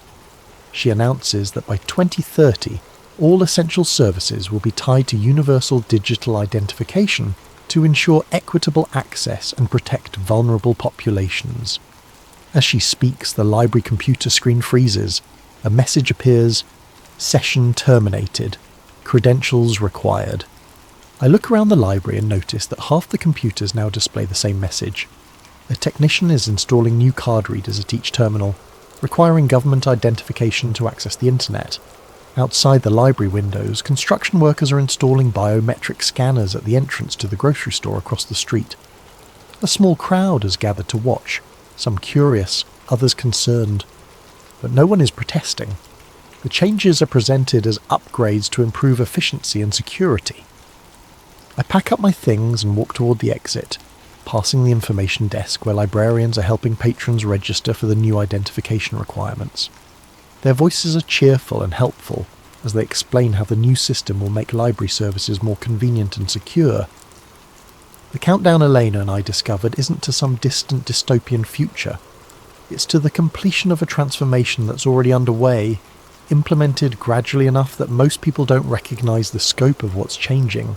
As I walk past the grocery store with its new biometric scanners, I whisper into the voice recorder I've been using to document these final observations. We're not waiting for 2030 anymore, it's already here. The recording device clicks off, and I realise this might be the last time I'm able to document the truth without sophisticated countermeasures to detect and suppress it. Soon, even whispered testimony in small-town libraries will be monitored and analysed by systems designed to prevent the spread of dangerous ideas. Elena was right about one thing. The people implementing these systems genuinely believe they're saving humanity from itself. They may even be correct about the severity of the crises we face, but they're fundamentally wrong about the solution. Freedom isn't a luxury that humanity can't afford. It's the foundation that makes everything else worth preserving. Without the right to make our own choices, to speak our own thoughts, and to determine our own futures, survival becomes indistinguishable from sophisticated imprisonment. The evidence Elena and I gathered will survive in hidden archives and encrypted networks, waiting for a generation that might remember what freedom felt like. Maybe someday, people will rediscover the courage to choose uncertainty over security, autonomy over optimization, and human dignity over species management. But that day feels very far away as I watch the scanners being installed and the last anonymous spaces disappearing into a world where every action, every movement, every thought is monitored, recorded, and evaluated by systems that know what's best for us better than we do ourselves. The 2030 directive isn't coming. It's here,